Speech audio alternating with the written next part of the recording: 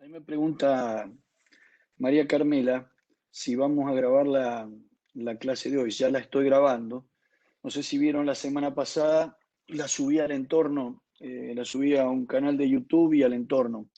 Se la mandé también a los chicos del centro para que lo vean el canal propio que tienen ellos. Me parece que puede ser una interesante herramienta. Eh, Antes de empezar, porque todavía no son las 6. Vamos a hacer como la semana pasada, vamos a estar todos ustedes silenciados, no porque no los quisiera escuchar, al contrario, me encantaría tener todos los micrófonos abiertos. Pero vieron lo que pasa cuando se abren los micrófonos, se empiezan a superponer los sonidos y es imposible conversar. Entonces, vamos a hacer lo siguiente. Eh, Podemos comunicarnos con el chat. Yo tengo el chat abierto acá al lado, de modo que si ustedes me van escribiendo, yo voy viendo lo que ustedes me escriben. Esa es una forma de llamarme la atención o de preguntarme algo.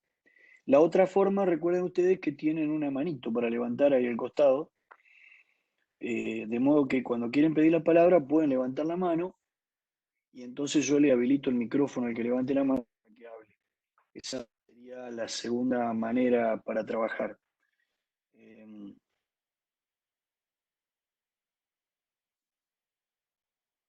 ¿Quién me pregunta esto? Kevin, respecto del principio del derecho privado. Eh, ahí, ahí hay una, este, hay una cuestión de terminológica. Cuando hablamos de principios generales, hablamos de principios generales del derecho, y sobre esto ustedes habrán tenido una primera aproximación, diferentes posturas interpretativas, más que interpretativas, filosóficas. Así como hay diferentes posturas sobre qué es lo que es el derecho como objeto de conocimiento. Y así ustedes van a encontrar positivistas, normativistas, realistas y naturalistas. También hay una serie de posturas respecto de a qué se denominan principios generales del derecho. Cuando nosotros hablamos de principios generales del derecho privado, estamos haciendo referencia a, a los nudos que sustentan una determinada organización positiva, un derecho positivo determinado. En este caso, el derecho privado argentino. ¿Cuáles son los principios más generales sobre los cuales se asienta y pivotea el sistema? Eh, o de la noción de principio es la idea de una norma de máxima generalidad. Es como si pudiéramos abstraer al ordenamiento en este sentido, de derecho positivo, o con un criterio positivista, porque si fuéramos con un criterio naturalista diríamos otra cosa. Pero desde un punto de vista positivista, que de alguna manera lo que le estamos planteando aquí, implica analizar cuáles son las características más generales del ordenamiento del derecho privado argentino sobre los cuales él se asienta en su funcionamiento como sistema. Entonces decimos que principios generales del derecho privado son, por ejemplo, el principio de la autonomía de la voluntad. Es decir, eh, todo el sistema jurídico argentino está basado no solamente en el campo patrimonial, sino también en el campo extrapatrimonial, en que el derecho debe respetar la libertad del individuo de dictarse sus propias reglas de vida. Por un lado, en el campo de los negocios, esto se concreta en la posibilidad de anudar actos y negocios jurídicos o contratos que lo obliguen en el campo patrimonial y en el campo extrapatrimonial. Pero por el otro lado también, el principio de autonomía es fundamento o tiene su fundamento en la idea de que cada uno de los individuos en su vida individual y personal, aun siquiera sin intervenir, construye su propio proyecto de vida. Entonces decimos, la autonomía y una derivación de ella, que es el principio de la autonomía y la voluntad, es un principio general central del derecho privado argentino. El otro principio fundamental del derecho privado argentino es el principio de la propiedad privada, o del respeto a la propiedad privada.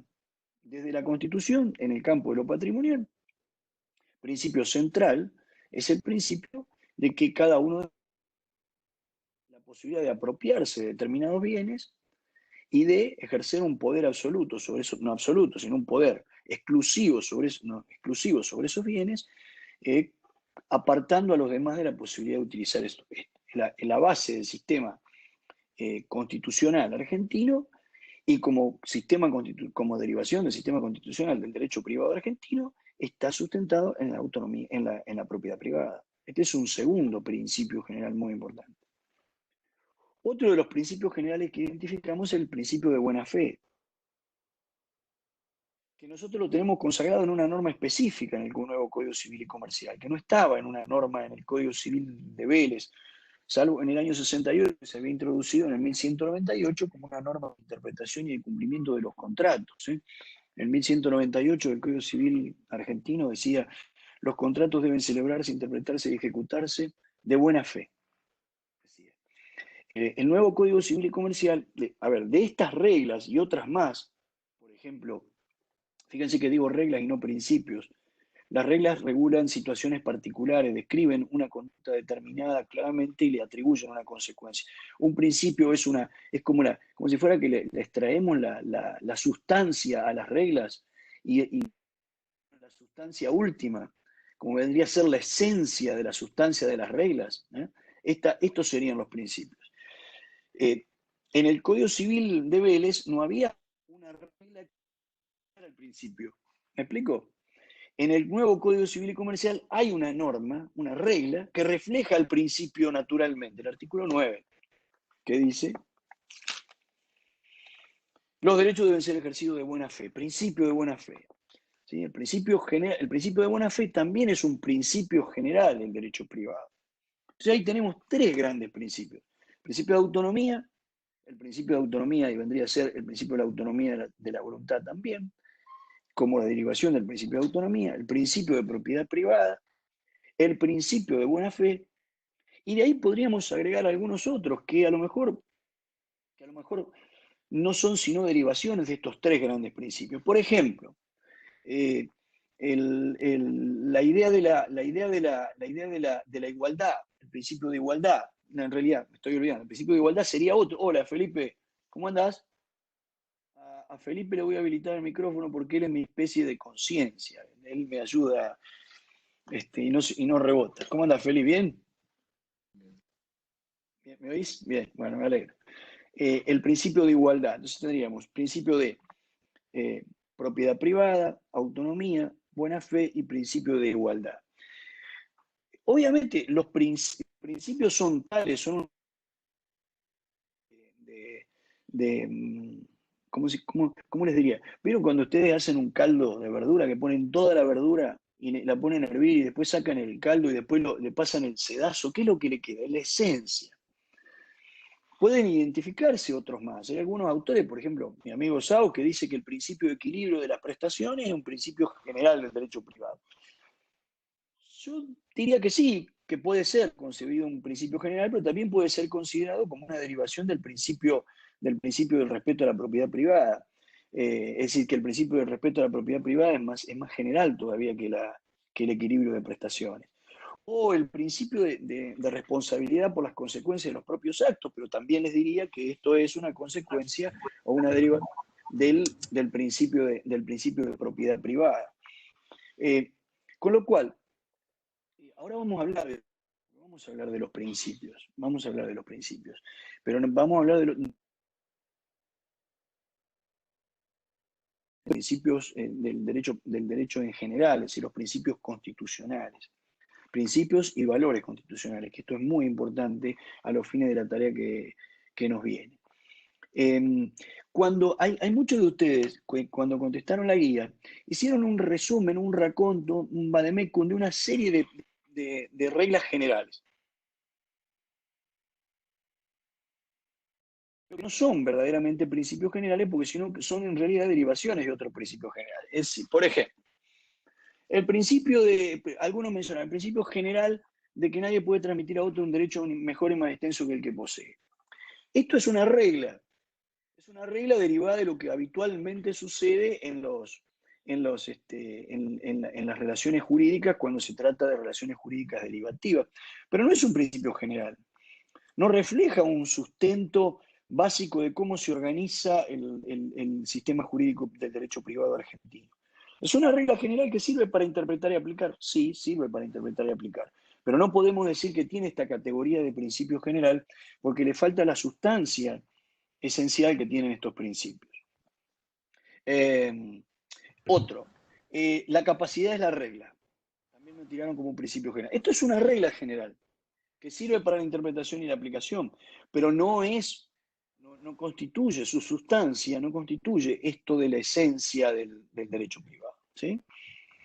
Podríamos agregar, sí, algunos otros que están implícitos, como el principio de dignidad de la persona humana, que diría que, hola Yasmín, o Yasmín, ¿cómo sos? Yasmín. Yasmín, bueno, te voy a silenciar, pero no lo tomes como una descortesía.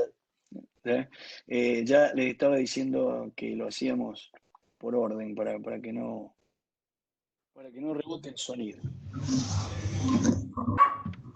El catálogo de lo que llamamos principios generales es un catálogo acotado, que por supuesto que es opinable. Cuando hay autores que dicen que estos son principios generales, que el principio de que nadie puede transmitir a otro un derecho mejor y más extenso que posee es un principio general. Yo cuando les he señalado a ustedes en las guías, las observaciones o en los trabajos prácticos, no lo hago pretendiendo que esto sea una verdad de perogrullo, porque yo no tengo la verdad ni pretendo tenerla.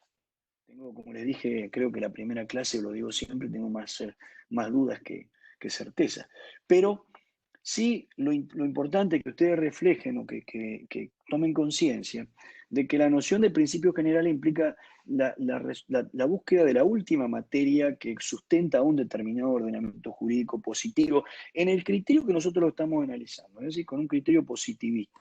Si lo hiciéramos con un criterio naturalista, diríamos otra cosa, diríamos que la libertad del hombre serían principios generales, criterios con los cuales compartimos, pero que no creemos que sean o la vida. En realidad lo reflejamos en el principio de dignidad, ¿no? Pero de todos modos, la idea nuestra es que estas reglas de amplísimas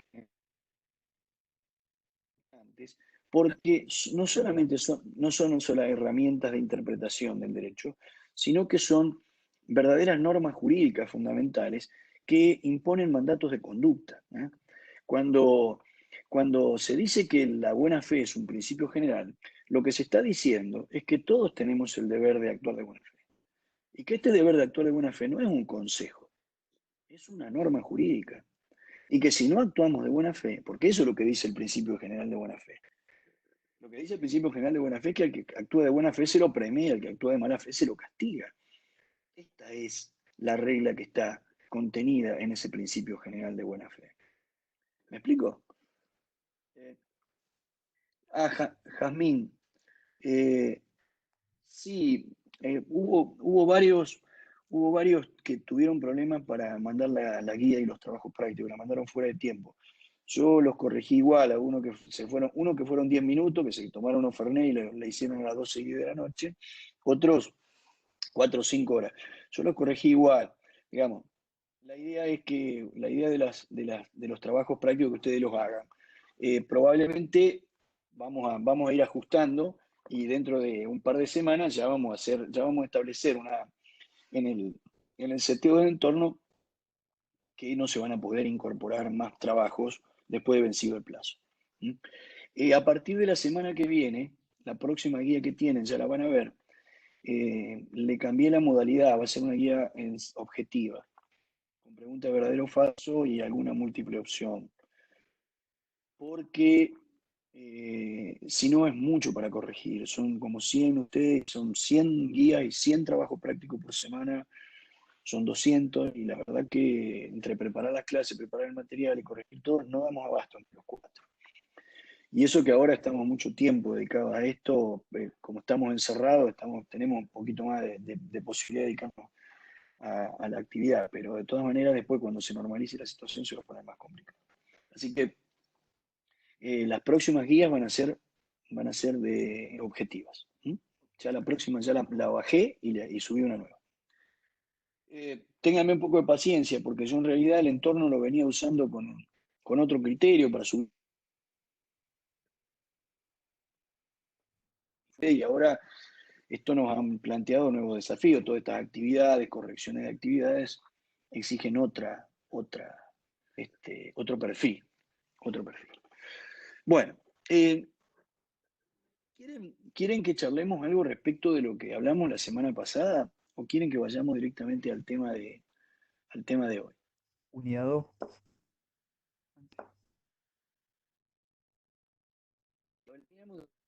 Del tema de fuentes. Yo no voy a hacer un desarrollo completo del tema de fuentes porque ustedes ya vieron que hay material, hay un material grabado de Patricio, hay un PowerPoint explicado de Mariel, y también hay otro material allí subido, cosa que me parece que yo no quiero sobreabundar en estos temas. Me gustaría sí darles algunas perspectivas generales del tema para destacar la importancia que tiene y trabajar algún aspecto del tema en el cual generalmente ustedes tienen dificultades. Este es mi objetivo del día de hoy, sin perjuicio de que la dinámica del trabajo nos lleve a otro lado. Por otro lado, me parece también que vamos a hacer una clase un poco más corta, porque yo no sé si nos fue demasiado largo la semana pasada, ustedes se deben haber aburrido y fueron 2 horas muy, muy largas. De todas maneras, si ustedes quieren, seguimos. Yo no tengo problema. Terminé cansado, eso sí, les confieso, terminé bastante cansado, mucho más cansado que si hubiera ido a la facultad de clase. Bueno, son las 1:15. Sí, no hay problema, Lucila, si hicieron la guía, la mandaron, no hay problema, la vamos a corregir igual. ¿Quieren que les aclare alguna duda respecto de lo que hablamos de derecho privado, derecho público? Allí también en varias de las guías les hice algunas observaciones. Algunos mencionaron como parte del derecho público al derecho ambiental, otros al derecho del trabajo.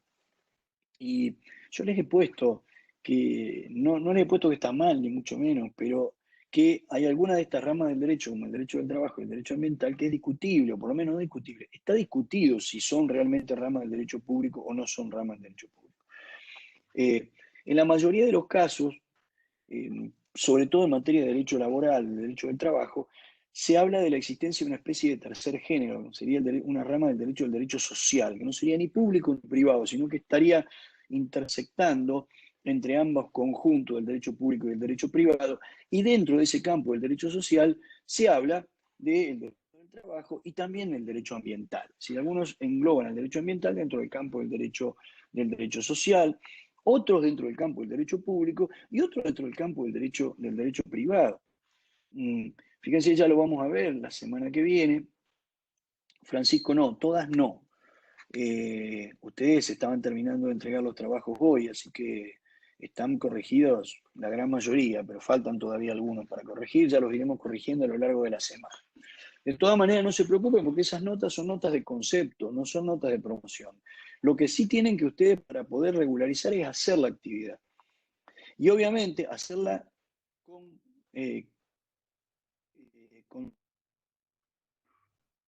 Se pretende que ustedes estudien con la guía, para eso, para que ustedes contesten la guía, tienen que leer el material, tienen que estudiarlo.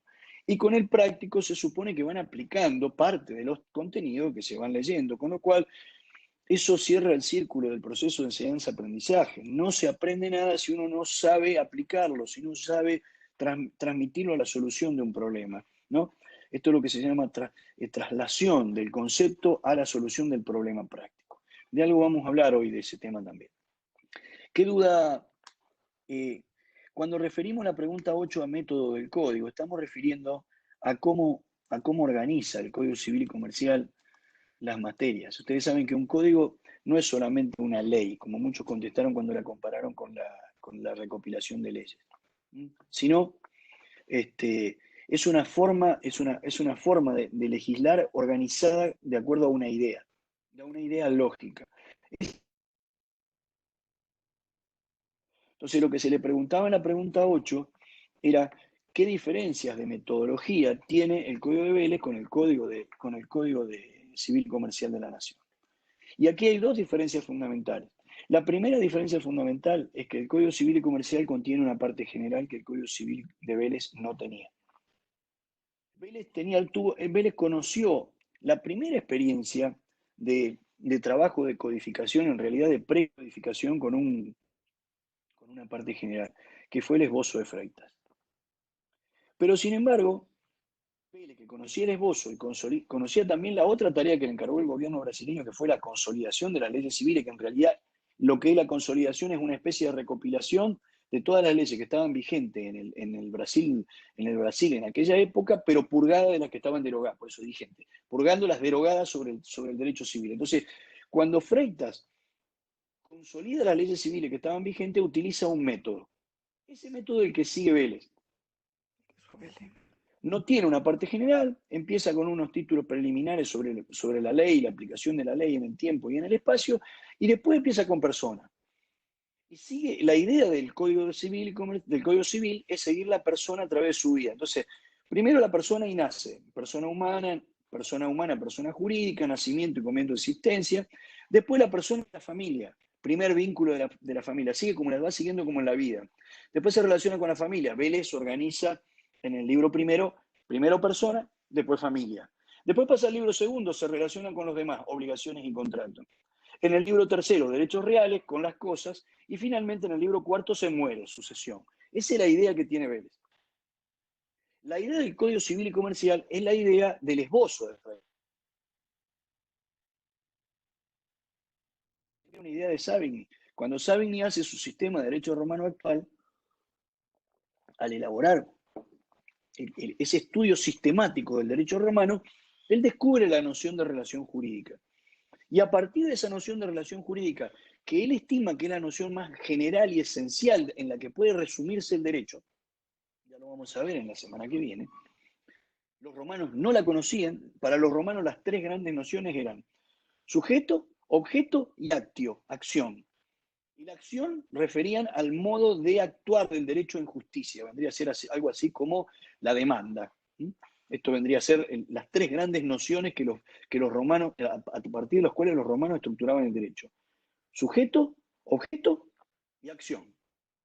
Lo que no era sujeto, lo que no era persona, era cosa. Y si no, era acción. Y entonces allí es donde ni siquiera el término de derecho estaba sintetizado en el derecho romano. El concepto de ius o derecho es posterior. La noción de derecho subjetivo, del ius como derecho subjetivo, es posterior.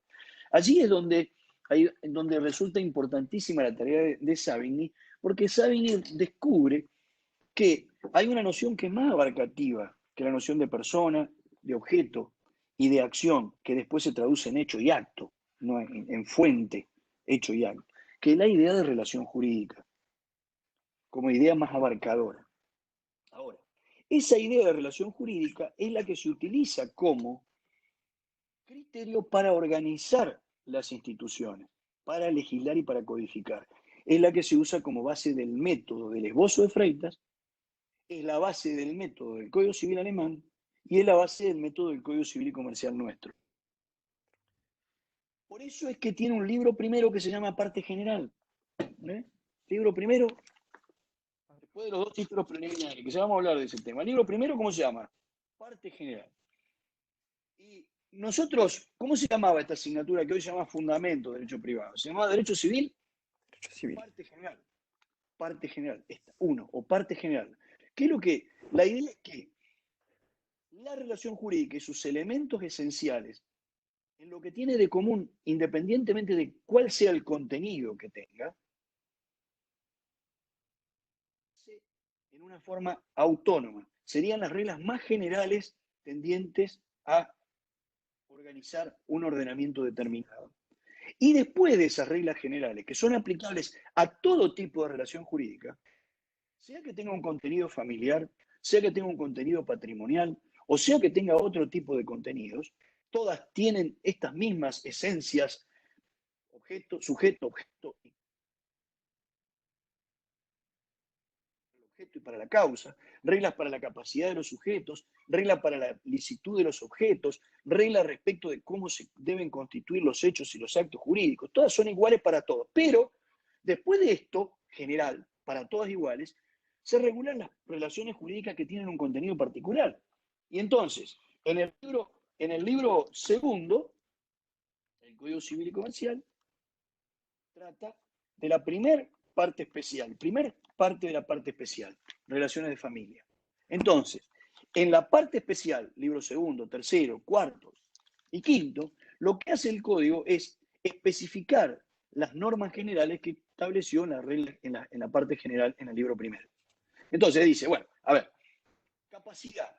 La regla general de capacidad es esta. Ahora, para casarse se necesita tal edad, que a lo mejor es distinta que la edad que se necesita, no en este caso, la edad que se necesita para dar órgano.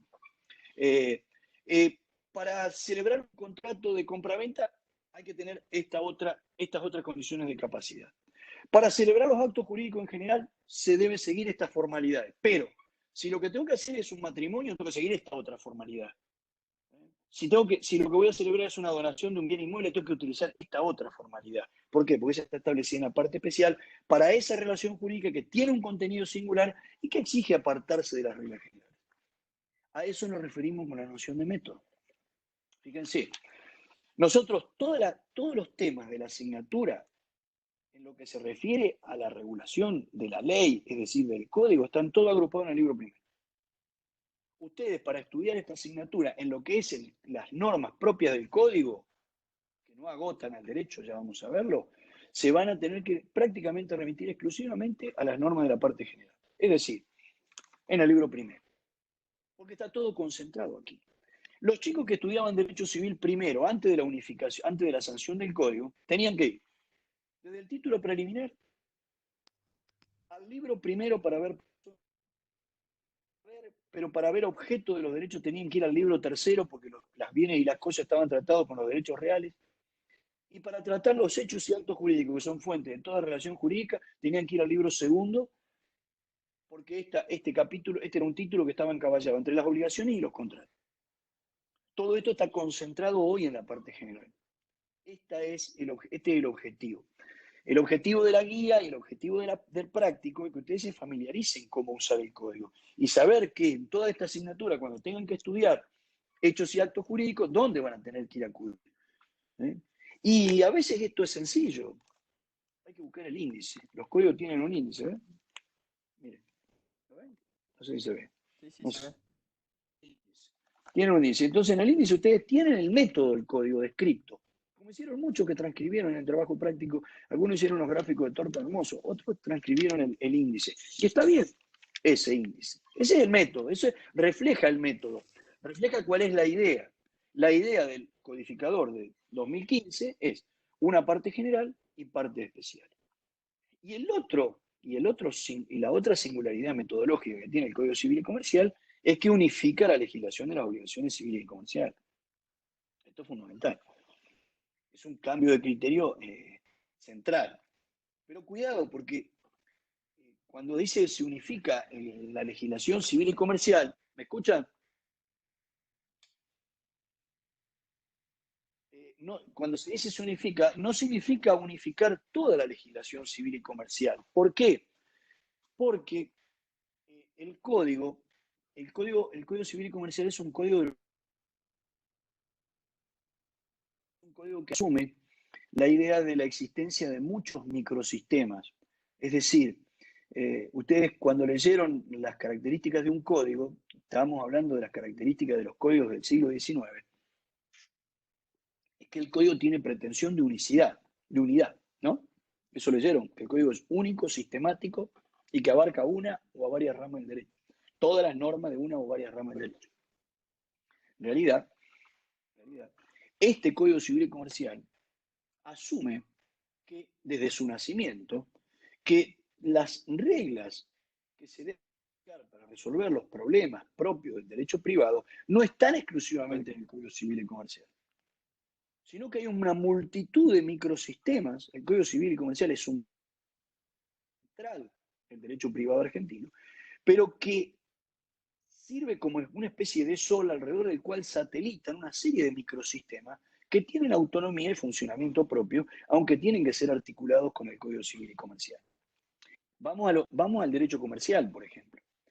El derecho comercial, si bien en el Código Civil y Comercial, en el texto del Código, tiene una serie de reglas importantes, por ejemplo, la unificación de las obligaciones civiles y comerciales. Ya no hay más un régimen de obligaciones comerciales y un régimen de obligaciones civiles. Antes había en el Código de Comercio unas reglas sobre obligaciones, una regla sobre qué eran obligaciones solidarias, cómo funcionaba la solidaridad comercial, cómo funcionaba la solidaridad civil por el otro lado, el Código Civil la disponía, sino que hay una sola regulación de las obligaciones. Cuando digo obligaciones me estoy refiriendo a lo que se llaman los derechos personales. Ustedes saben que los derechos patrimoniales se dividen en tres grandes categorías: derechos personales o creditorios u obligacionales, derechos reales y derechos intelectuales. Entonces,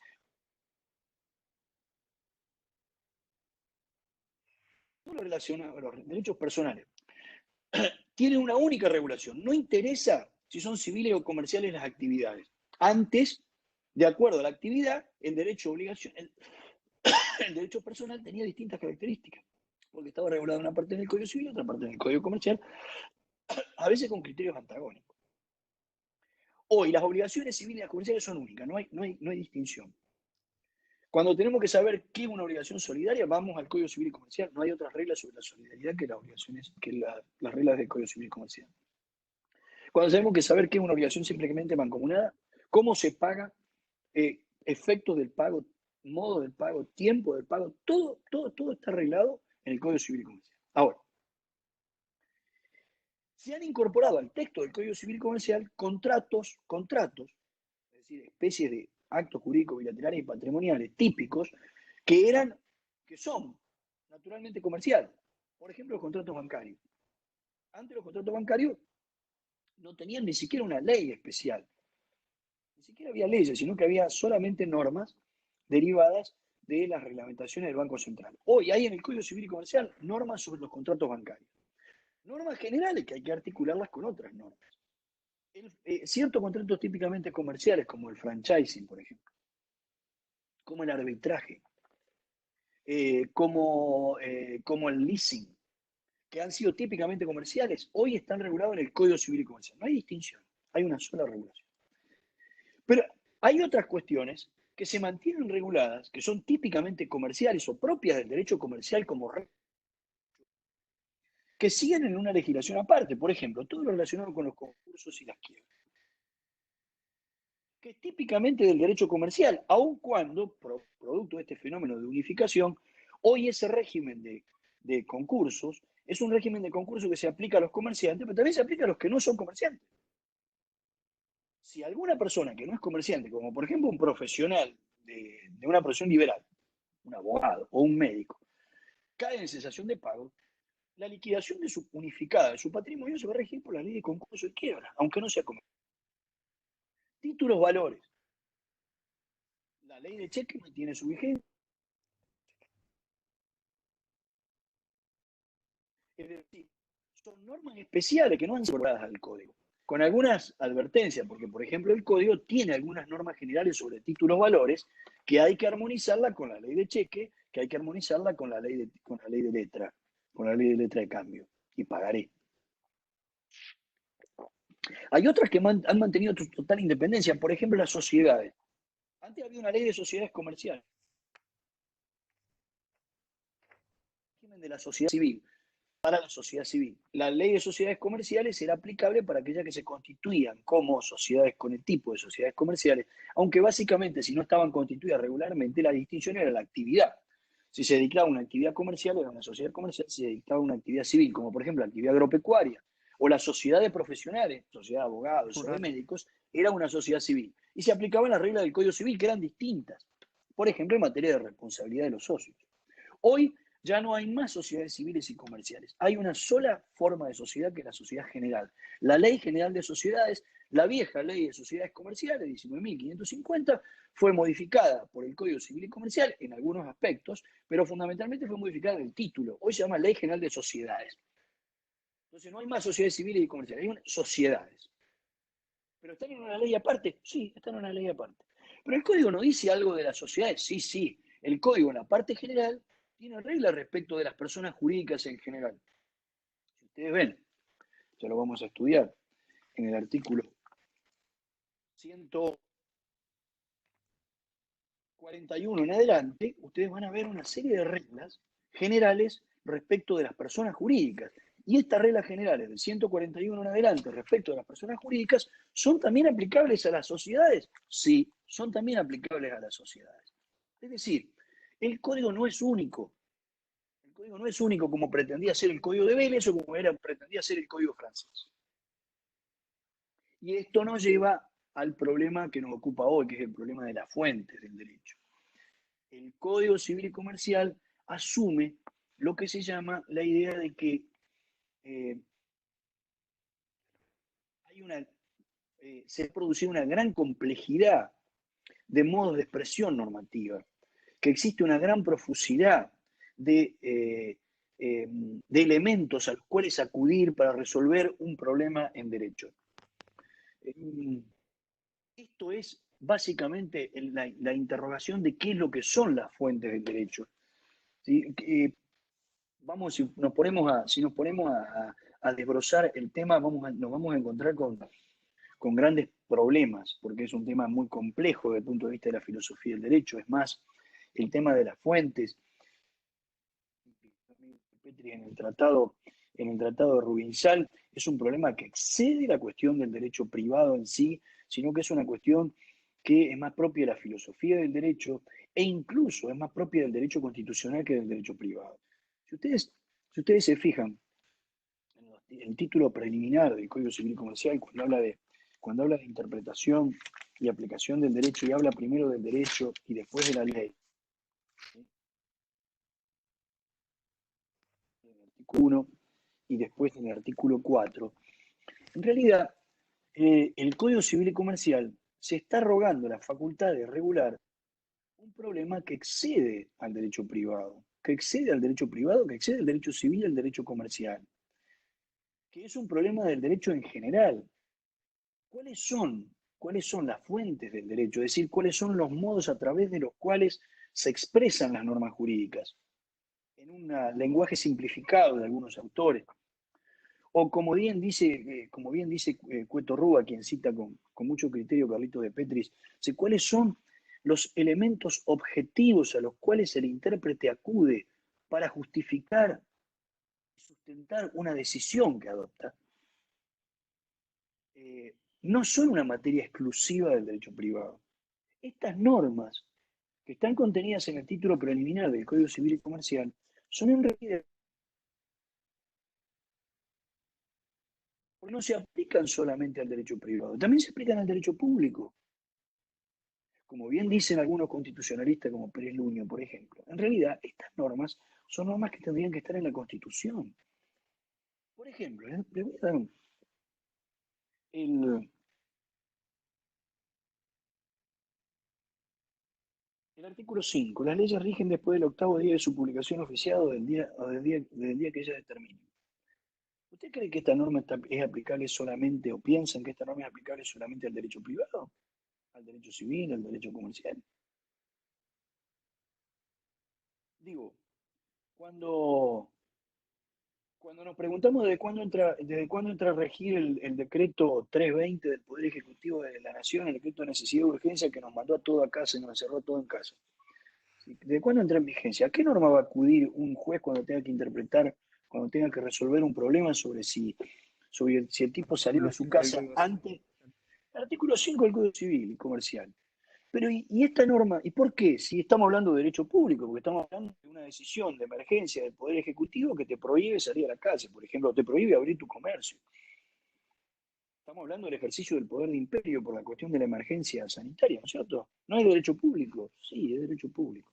Que toca los intereses de los particulares, claramente. Los derechos fundamentales de los particulares, claramente. Pero es derecho público. Sin embargo, el juez va a tener que acudir a esta regla. ¿Por qué está acá esta regla? ¿Por qué no está en la Constitución? Bueno, esto es una cuestión, lo dice muy bien el querido profesor Rodolfo Vigo en un artículo muy bueno que escribió en la revista de Derecho Privado y Comunitario con motivo de la próxima sanción del código. Él dice, esto es una cuestión, estuvo en el derecho civil, en el código civil, en el código de Vélez estaba, en el código francés también estaba. ¿Por qué? Bueno, porque en algún tiempo, muy probablemente como consecuencia el auge del positivismo, y más que del positivismo, de la escuela exegética, que concebía la ley como única fuente del derecho, los códigos, y sobre todo los códigos civiles, fueron los primeros que se dictaron. Fueron las primeras leyes integrales que se dictaron. Y por eso los legisladores pusieron esas normas en los códigos civiles y comerciales, en los códigos civiles primero, ¿no? Y hoy nuestro codificador ha decidido mantenerla en el Código Civil y Comercial como una forma de mantener la tradición. Y por eso nosotros los que nos dedicamos al derecho privado estudiamos este problema de la fuente, pero en realidad el problema de las fuentes, de cómo interpretar y aplicar el derecho, excede con creces al derecho privado. Es un problema del derecho en general. Y si tuviéramos que ubicar metodológicamente de mejor manera este tipo de reglas, estas reglas deberían estar en la Constitución. Tendría que ser la Constitución la que dijese a partir de cuándo empiezan a regir las leyes. Tendría que ser la Constitución la que le mandara al juez cuáles son los elementos o cuáles son los criterios a los cuales debe acudir para resolver un caso. Cuáles son los criterios objetivos a los cuales debe recurrir para decidir un caso. Y esto nos adentra en esta problemática de qué es lo que son fuentes, ¿no? Si tradicionalmente el concepto de fuente es una metáfora hidráulica, ¿no? Es decir, de dónde emana el derecho para algunos, para otros es el poder de dónde emerge, para otros es el poder que tiene, que genera la norma jurídica. Por ejemplo, para Savigny y para Puchka, que eran los primeros teorizadores sí, Nicolás, así, de eso hablamos, de costumbre, jurisprudencia y doctrina. Ley, costumbre, jurisprudencia y doctrina, pero también pues, hablamos de otras fuentes, ya vamos a hablar de este tema. Para Savigny o para Puchka, la fuente del derecho era el espíritu del pueblo, el Volksgeist, el espíritu del pueblo. Ustedes recuerdan que ellos se oponían al derecho escrito porque entendían que el derecho era un derecho de costumbre, que el derecho era de la creación de la propia sociedad. Esto también, evidentemente, nos plantea que la cuestión de la fuente no es una cuestión meramente técnica, sino que también es una cuestión claramente política. Porque definir cuáles son los criterios que tienen que utilizarse para definir un problema, para resolver un conflicto, implica asumir que esos criterios los impone alguien.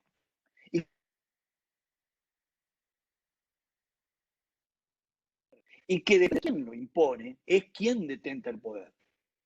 Entonces, cuando se asume que la ley, cuando se asumía que la ley era la única fuente del derecho admisible, se estaba asumiendo que el juez tenía una función de meramente aplicador de la norma, que lo que hacía era aplicar una especie de silogismo matemático. Dado A debe ser B, lo que debía hacer era nada más que reflejar la voluntad del legislador para resolver el problema. Esto implicaba que el poder residía exclusivamente sobre el poder legislativo y sobre los sectores sociales o grupos de poder que están representados en el poder legislativo. En cambio, aquellos que postulan, o en épocas en las cuales la costumbre tenía una preeminencia respecto del poder del legislador, están propiciando que sean otros los sectores sociales los que tengan la capacidad de ejercer el poder. Y esto se refleja, como dice muy bien Rivera en alguna parte de su obra, en la oposición entre ley y costumbre, entre la oposición entre el rey y los señores feudales, en donde la costumbre estaba reflejada por el pueblo y los señores feudales y el rey con la facultad legiferante. Entonces, esto de la fuente del derecho no es una cuestión casual, que no tenga importancia. Tiene una importancia jurídico-política trascendente, porque depende a qué datos objetivos le demos prevalencia para resolver un conflicto, a cuáles debemos decirle al juez que recurra para decidir la cuestión, qué sectores políticos, sociales, económicos estamos dando en preeminencia a la hora de decidir los conflictos sociales. ¿Me explico? Tradicionalmente se dice, bueno, las costumbres son la ley, la jurisprudencia, las fuentes son la ley, la costumbre, la jurisprudencia, la doctrina, y algunos hablan de la autonomía de la voluntad, otros los principios generales del derecho, agregan fuentes. Esto es válido, sirve para aprender de qué se trata, ustedes lo vieron en la introducción al derecho, la distinción entre fuentes formales y materiales también es importante, pero en definitiva, a mí me parece más trascendente destacar otras cuestiones. ¿Qué es lo que ha pasado ahora? ¿Qué es lo que ha pasado? ¿Por qué estamos en esto, inmersos en esta especie de revolución de la noción de fuentes? En esto de lo que habla el artículo primero del Código Civil y Comercial y el artículo segundo, de la idea del diálogo de fuentes. Se habla del diálogo de fuentes. ¿Qué fue lo que pasó? Miren, como yo les decía, ¿me siguen o tienen alguna, Verónica, materiales de fuentes formales? La distinción entre fuentes formales y fuentes materiales viene de una vieja clasificación que hizo un autor francés que se llamaba Genie.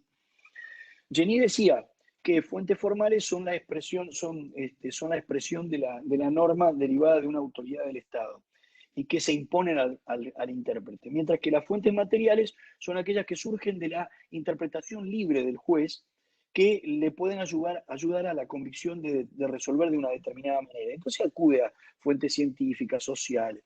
En realidad esa distinción con algunas modificaciones con el tiempo se ha llevado a la idea de que fuentes formales serían aquellas que se imponen al intérprete desde fuera.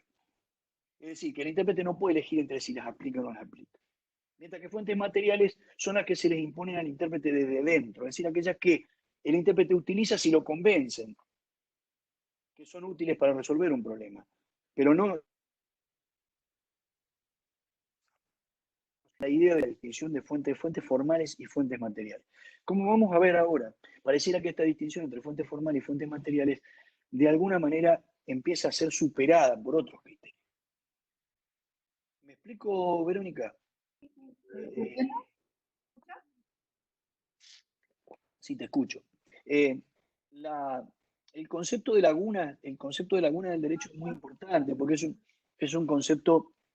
Te voy a silenciar, Verónica, vuelvo a decir, discúlpame, pero me hablas por el chat. Por ahí, Eh, por ahí, por ahí así.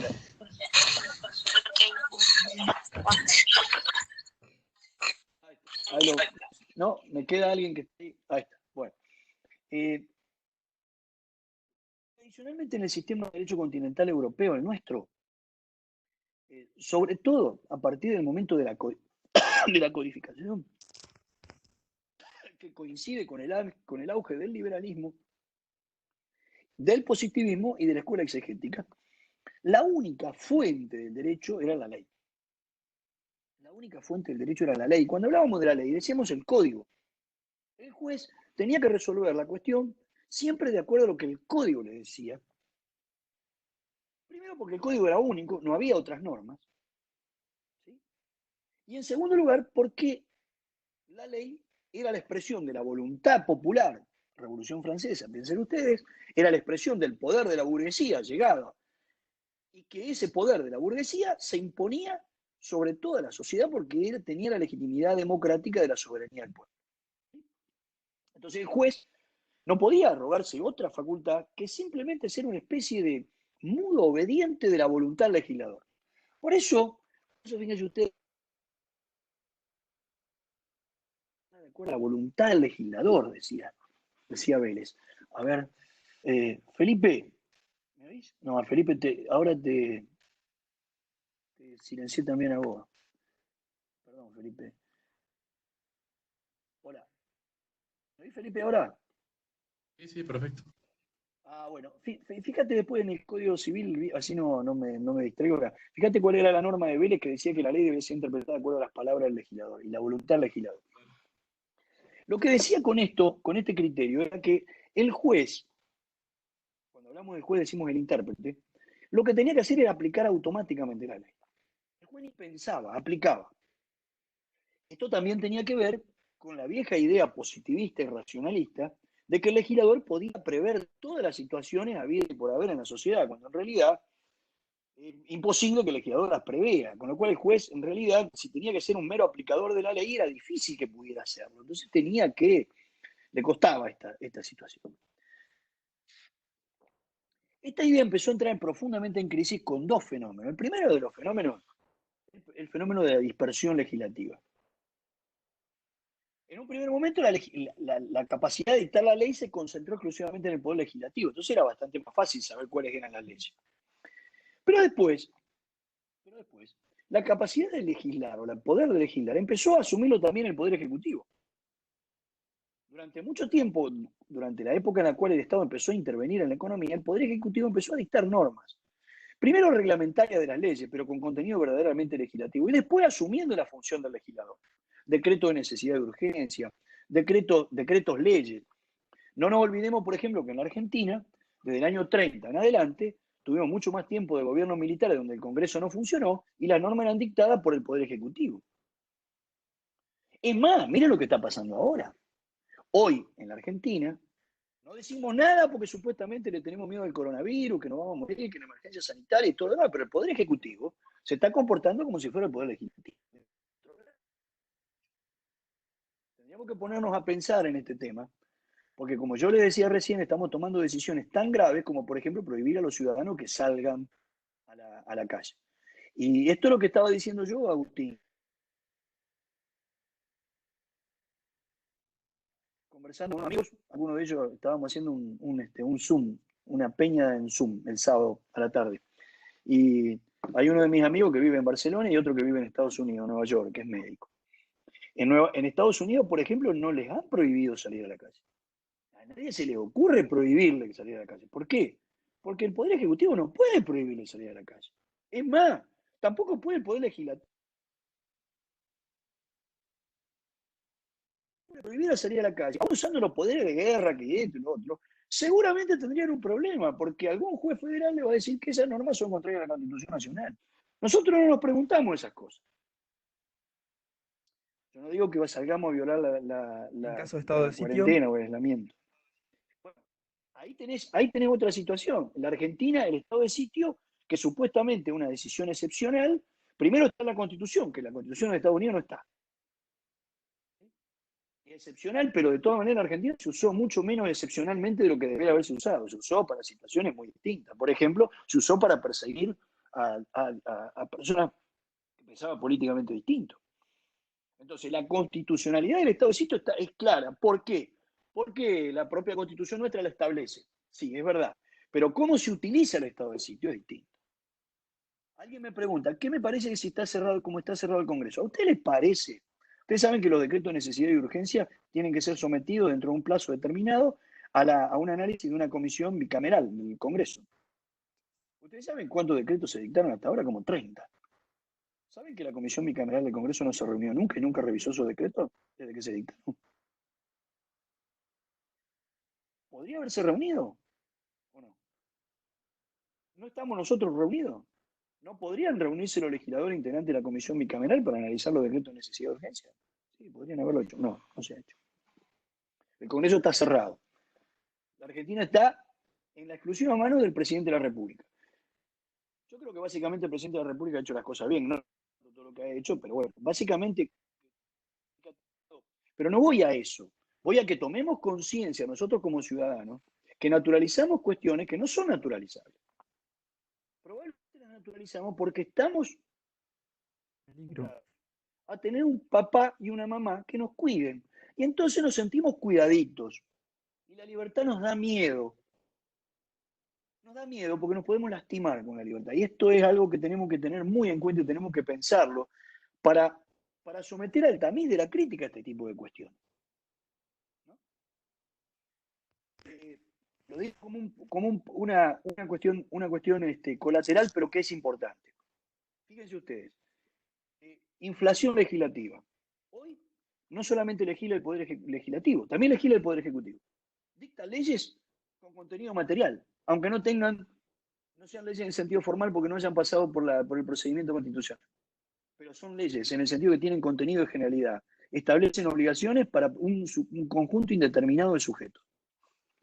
Los municipios dictan leyes en sentido material. ¿Sí? Es más, ustedes la AFA, los que les gusta el fútbol, ¿Nunca escucharon decir que nadie puede cuestionar ante la justicia las decisiones de la AFA porque si no la FIFA la desafía a la AFA? ¿Alguna vez escucharon eso? Porque el estatuto de la AFA dice eso. Miren ustedes lo que significa. Significa que prácticamente hay una organización civil que pretende estar fuera del derecho, prácticamente de la aplicación del derecho argentino, es decir, no sometida a los jueces argentinos. Esto hace que ya aplicar la ley no sea tan sencillo, solo la ley. ¿Por qué? Porque no es imposible conocer toda la ley. Tanta inflación de leyes hace que ni siquiera los que nos dedicamos a esto conozcamos todas las leyes. Es más, tenemos 20 y pico de mil leyes. ¿Quién miércoles puede conocer las 20 y pico de mil leyes que hay en Argentina? Es imposible. Si le sumamos a las leyes, los decretos reglamentarios, los decretos de necesidad de urgencia, los reglamentos municipales, es imposible saber cuáles son todas las leyes.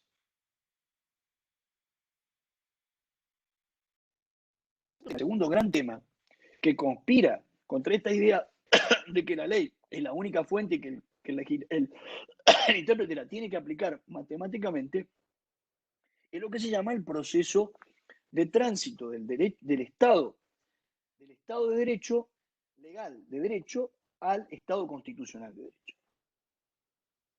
En la segunda mitad del siglo pasado en el mundo se ha producido un fenómeno que se puede denominar el fenómeno del constitucionalismo, en el cual las constituciones dejaron de ser lo que eran en el esquema del Estado liberal de derecho, nada más que un proyecto político o un conjunto de aspiraciones a las cuales una sociedad debía tender, pero que no contenía verdaderas normas jurídicas, solamente algunas normas de organización del Estado y ciertas normas programáticas. Era deseable alcanzar, pero que no eran en definitiva obligatorias. Es como una expresión de ambición, como el prólogo de la Constitución Nacional. Afianzar la justicia, buscar el bienestar general. Bueno, es como un proyecto que no se realiza nunca, al que se debe tender, pero que no es una verdadera regla. El movimiento del constitucionalismo, fundamentalmente después de la segunda mitad del siglo pasado, implica, como consecuencia de la Primera y la Segunda Guerra Mundial, como consecuencia del movimiento internacional de derechos humanos, implica que las sociedades asumen la necesidad de incorporar en las constituciones ciertos derechos fundamentales y esenciales de los seres humanos que no quieren dejar librado al legislador. ¿Por qué no lo quieren dejar librado al legislador? Porque el legislador lo puede cambiar de un momento a otro. Hoy asumen los peronistas y deciden una cosa, mañana asumen los radicales y deciden otra, mañana viene el PRO y deciden otra. Entonces, ¿qué es lo que dicen? ¿Qué es lo que dicen las sociedades? Estas guardan la integridad, la vida, la propiedad, estos bienes fundamentales de las personas, el medio ambiente, los consumidores, la identidad cultural de los pueblos indígenas. No, muchachos, esto no lo podemos dejar librado al legislador. ¿Por qué? Porque el legislador tiene una mayoría que es necesariamente efímera. Y esto es parte del progreso de la civilización. Tenemos que asegurar que esto sea un piso del cual no podamos retroceder. Hay que incorporarlo en la Constitución. Con lo cual, la Constitución deja de ser un programa. Deja de ser un programa que tiene nada más que ciertos valores a realizar o un proyecto político. Y pasa a contener normas jurídicas de verdadero carácter operativo. Y si son normas jurídicas de carácter operativo, entonces ya los jueces no pueden solamente aplicar la ley, ya tienen que empezar a mirar la Constitución. Pero no solamente los jueces, sino que el legislador también, que antes se hacía el pago y legislaba cualquier cosa. ¿Sí? Ahora los legisladores se quieren hacer el pago y dicen, che, bueno, vamos a los que entraron en el blanqueo, les vamos a imponer un impuesto especial. ¿Vieron que echaron máquina atrás? ¿Escucharon que echaron máquina atrás o no? ¿Por qué echaron máquina atrás? Porque los ¿Dónde queda el legisladores, principio por de la más que igualdad? no solamente el principio de la igualdad, sino el principio del derecho de propiedad, cuando el legislador en el año 2000 y pico, 2016, estableció la ley de blanqueo. La ley dijo, che, ustedes los que entren en el blanqueo no los vamos a castigar con nuevos impuestos ni nada por el estilo. No podés cambiar la bocha ahora. ¿Por qué? Porque ese derecho se incorporó a tu patrimonio y entonces ahora protege el artículo 17 de la Constitución. Y si viera el legislador, por más que tenga legitimidad democrática, nadie discute la legitimidad democrática que tiene este Parlamento. Pero si este Parlamento resolviera una cosa por el estilo, estaría afectando una norma de jerarquía superior que la Constitución. Es decir, que el legislador también tiene que mirar para arriba. y para el costado. ¿Me explico? ¿Entiendes? Cuando el juez tiene que resolver un problema, cuando el juez tiene que resolver un conflicto, entonces tiene que hacer un análisis y acudir a cuáles son de todos esos criterios objetivos que son los que, desde un punto de vista lógico-argumental y de la realización de los valores de justicia, se acomodan más a una decisión que sea compatible con el ordenamiento jurídico como un sistema. Y teniendo en cuenta principalmente y fundamentalmente lo que dice la Constitución. Pero cuidado porque, además, acá le agregamos una complejidad más a la cuestión, que la Constitución hoy está afectada porque exclusiva a regular determinadas cuestiones. Y se han sometido también al derecho internacional. Y entonces hoy el legislador, el juez, están sometidos no solamente por las reglas de la propia Constitución, sino también de los tratados internacionales de derechos humanos a los cuales la Argentina le ha dado el mismo rango que la Constitución, en el 75, inciso 22. Y no solamente a lo que dicen los tratados internacionales, sino también a lo que dicen los jueces que aplican los tratados internacionales. Por ejemplo, la Corte Interamericana de Justicia.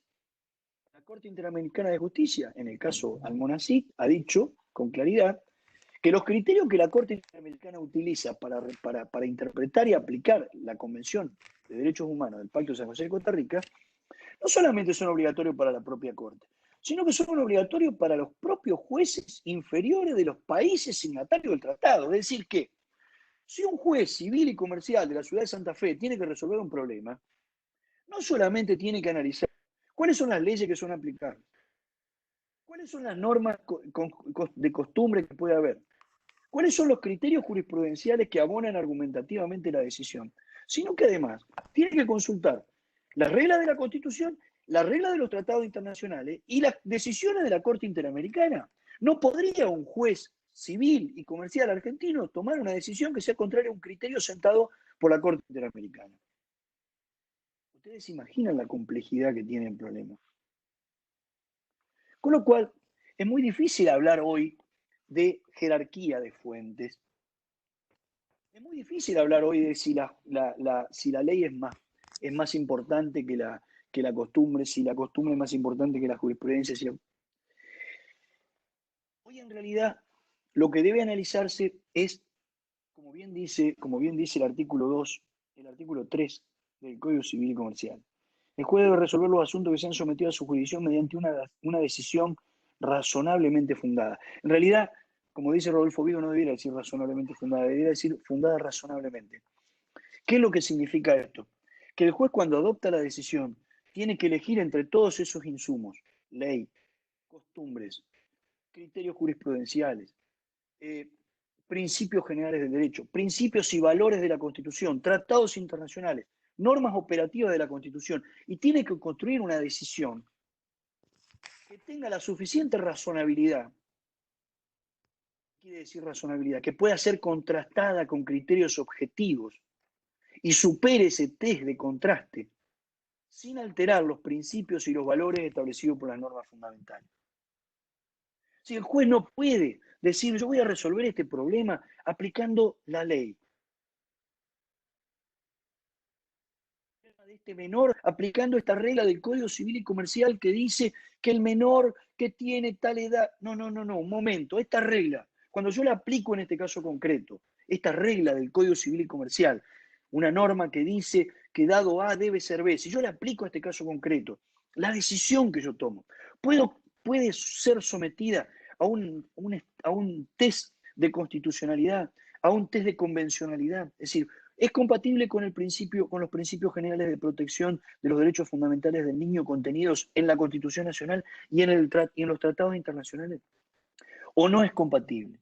Por ejemplo, las normas que tiene el Código Civil y Comercial respecto de los enfermos mentales, la restricción de la capacidad de los enfermos mentales, que le permiten a los jueces establecer en cada caso concreto cuáles son los actos que puede y no puede realizar una persona conforme la situación real que tiene.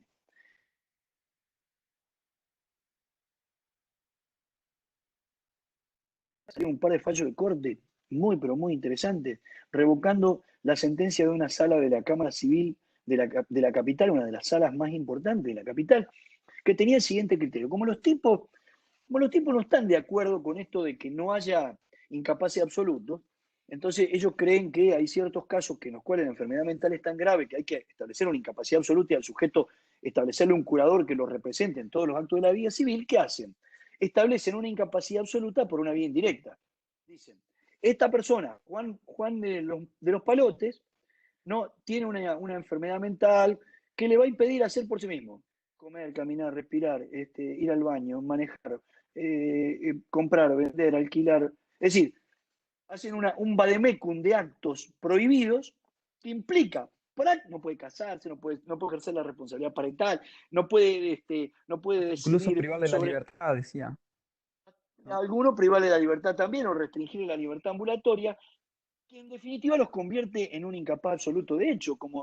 Y entonces, ¿qué es lo que le dijo la Corte? No, señores, eso significa violar la Convención, porque ustedes por vía indirecta están estableciendo incapacidad absoluta, que es lo que la Convención dice que no se debe hacer.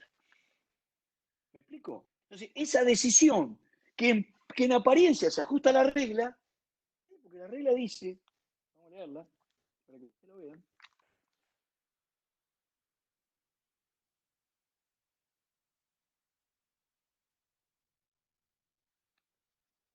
Artículo 38. La sentencia debe determinar la extensión y alcance de la restricción y especificar las funciones y actos que se limitan, procurando que la afectación de la autonomía personal sea la menor posible. Esto dice la regla. Cuando vos la aplicás, que es un principio que está en la Convención y que es un principio que está en la Constitución también en el artículo 19, aunque no refería a la persona que tenga una enfermedad mental. ¿Me explico? Entonces, en definitiva, lo que tienen que hacer los jueces y también los intérpretes es analizar todos y cada uno de los insumos: la ley, la jurisprudencia, la costumbre, los principios, los valores, las convenciones internacionales y la propia Constitución, y construir una decisión. Construir una decisión que no solamente sea una decisión justa, sino además una decisión que pueda ser contrastada, que pueda ser cuestionada, y su valor nazca de esa posibilidad de ser contrastada. En definitiva, la legitimidad que tiene la sentencia judicial como norma jurídica particularizada. Hay algunos, desde el punto de vista político, dicen que la decisión del juez no tiene legitimidad porque el juez no ha sido elegido por el pueblo, que la única decisión que tiene legitimidad es la de los legisladores porque son los que son elegidos por el pueblo. Y esto no es así, porque la legitimidad democrática que tiene la decisión judicial es que esa decisión puede ser sometida al escrutinio de la sociedad. Y sometida al escrutinio de la sociedad bajo la pauta de la razonabilidad, mediante una argumentación que se sustenta en criterios objetivos y contrastables. Si esa argumentación se sustenta en criterios que son objetivos y compartidos por la comunidad, es ese criterio de compartimento, no compartimento, sino de pertenencia de la comunidad, el que le da la legitimidad tan democrática como la que tienen los legisladores. Pero esto exige que, como dice la Constitución de la provincia, las sentencias tienen que ser fundadas. Y fundada no significa estar fundamentada en aforismos o en frases hechas, el nemo plus iuris, o esto de dura lex set lex, o pacta sunt servanda. No, estos son aforismos que se utilizan para encubrir argumentos. Los argumentos de los jueces tienen que ser claros y tienen que explicar cuáles son esos criterios objetivos a los cuales acude para tomar una decisión, de modo tal de que pueda ser cuestionada la decisión.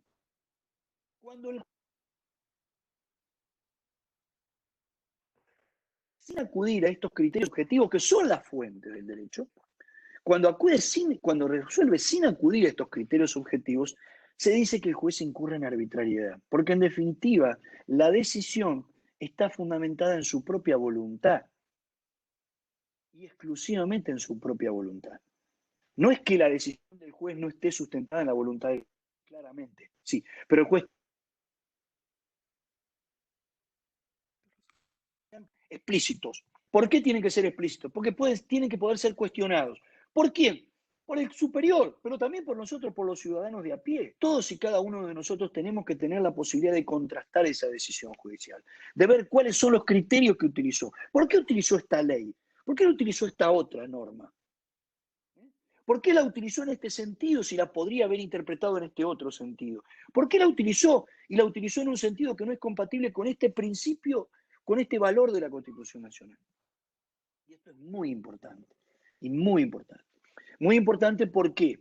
Porque implica insuflar a cada una de las normas que componen el ordenamiento jurídico y a cada una de las decisiones que se dictan en función de ello, de insuflarla de un criterio de constitucionalidad. Y esto es lo más importante. Lo más importante, ¿y por qué lo más importante? Porque además, en derecho existe un criterio que es el criterio de validación. Ninguna norma tiene valor si no está fundamentada en una norma de jerarquía superior. Y la última norma de jerarquía superior fundante es la Constitución Nacional y los tratados internacionales. Con lo cual, toda sentencia judicial tiene que ser compatible con esos principios y valores de la Constitución Nacional y con esas reglas de la Constitución Nacional, porque si no, no está validada como norma jurídica. No deriva del ordenamiento. Y si no deriva del ordenamiento, ¿de quién deriva? De la voluntad del intérprete. Y se convierte en arbitraria. Es lo que dice la Corte. Cuando la Corte califica una sentencia como arbitraria, dice, una sentencia es arbitraria cuando no resulta una derivación razonada del derecho vigente de acuerdo a las circunstancias de la causa. Porque no es solamente derivar razonablemente de los criterios objetivos, sino derivar razonablemente de los criterios objetivos al caso concreto. Y el caso concreto involucra a personas de carne y hueso, no cualquiera. Porque la misma solución para fulano y mengano puede ser una solución compatible con las reglas de la Constitución, pero para otro caso no. Fíjense que en este sentido algunos lo critican, pero a mí me parece un hallazgo. El artículo 1 del Código Civil y Comercial dice: los casos que este código rige deben ser resueltos según las leyes que resultan aplicables, conforme a la Constitución Nacional y los tratados de derechos humanos en los que la República sea parte. Los casos. ¿Qué es lo que está diciendo el legislador en el artículo 1? Lo que está diciendo es que la tarea del intérprete, es decir, del juez, no es solamente aplicar una norma general, sino es construir una solución para un caso concreto que involucra a personas de carne y hueso. Involucrar personas de carne y hueso hace que la identidad, la singularidad, la particularidad de esas personas, a veces fuertes como proveedores o personas que ocupan una posición de superioridad en el mercado, exige soluciones distintas, porque el principio de igualdad del que hablábamos recién implica aplicar soluciones iguales para los que están en la misma situación, pero el principio de igualdad también impone las decisiones no sean las mismas cuando las personas no están en la misma situación. Es lo que se llama la igualdad material más allá de la igualdad formal. Formalmente somos todos iguales y por eso nuestro voto vale cada uno. Ningún voto vale dos. El mío vale uno, el de Felipe vale uno, el de Ludmila, el de Agustín, el de Alejo, el de Mateo vale uno.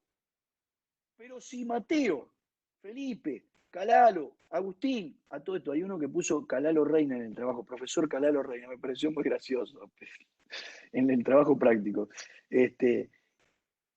Eso, la circunstancia particular de la persona situada en la realidad puede hacer que la misma solución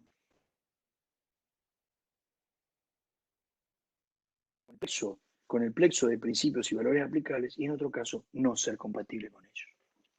Y esto es una tarea muy compleja, sobre todo en lo que se denominan los casos difíciles. Porque cuando los casos se llaman casos sencillos, generalmente basta con la aplicación de las reglas. Esta idea de los principios y reglas refiere a la nueva construcción del constitucionalismo, en el cual algunos autores filósofos extranjeros, como por ejemplo Robert Alexy o el propio Atienza en la filosofía española, llaman distinción entre principios, reglas y valores. Básicamente la idea sería esta. Las reglas establecen un modo de conducta de tal modo que no pueden haber conflicto entre reglas que no sea resuelto, sino con la preeminencia de una regla sobre otra. Las reglas tienen un nivel de jerarquía. Y una regla, por esta cuestión de la validación fundante, siempre tiene una jerarquía superior a la otra cuando regula la misma problemática. De modo que nunca hay dos reglas contradictorias que sean aplicables. Hay que elegir una de las dos y aplicar una de las dos. Le doy un ejemplo muy sencillo. Velocidad máxima. Velocidad máxima. Tenemos una regla de la municipalidad que dice que la velocidad máxima es 60 y tenemos una norma provincial que dice que la velocidad máxima es 80. Esto no es posible. El intérprete tiene que elegir una de las dos. Entonces, por una cuestión de jerarquía normativa, tendrá que elegir cuál de estas dos reglas es aplicable. ¿Es la regla municipal aplicable o es la regla provincial aplicable? Con esto aplicará distintos criterios. A veces establecerá el criterio de que la regla posterior deroga a la ley anterior, o que la regla especial deroga a la regla general, o que en este caso la competencia la tiene la municipalidad y no la tiene la provincia en este territorio, y aplicará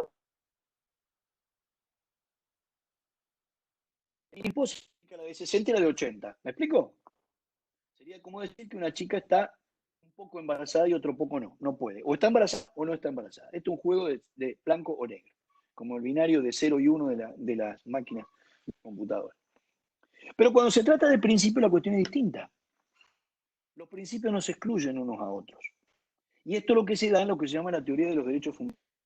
A pesar de que hay algunos filósofos y algunos constitucionalistas, como por ejemplo el Mejiano en el derecho argentino, que dicen que los derechos fundamentales tienen una jerarquía y que el derecho a la vida es el derecho de más jerarquía y que los otros se deben subordinar a ellos.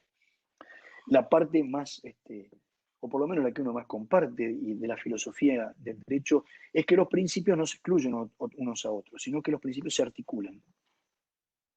Entonces los juicios, cuando hay conflictos de principios, que estos son los que se producen en los casos difíciles, los principios no se excluyen unos a otros, sino que se articulan o se ponderan mediante un juicio de ponderación.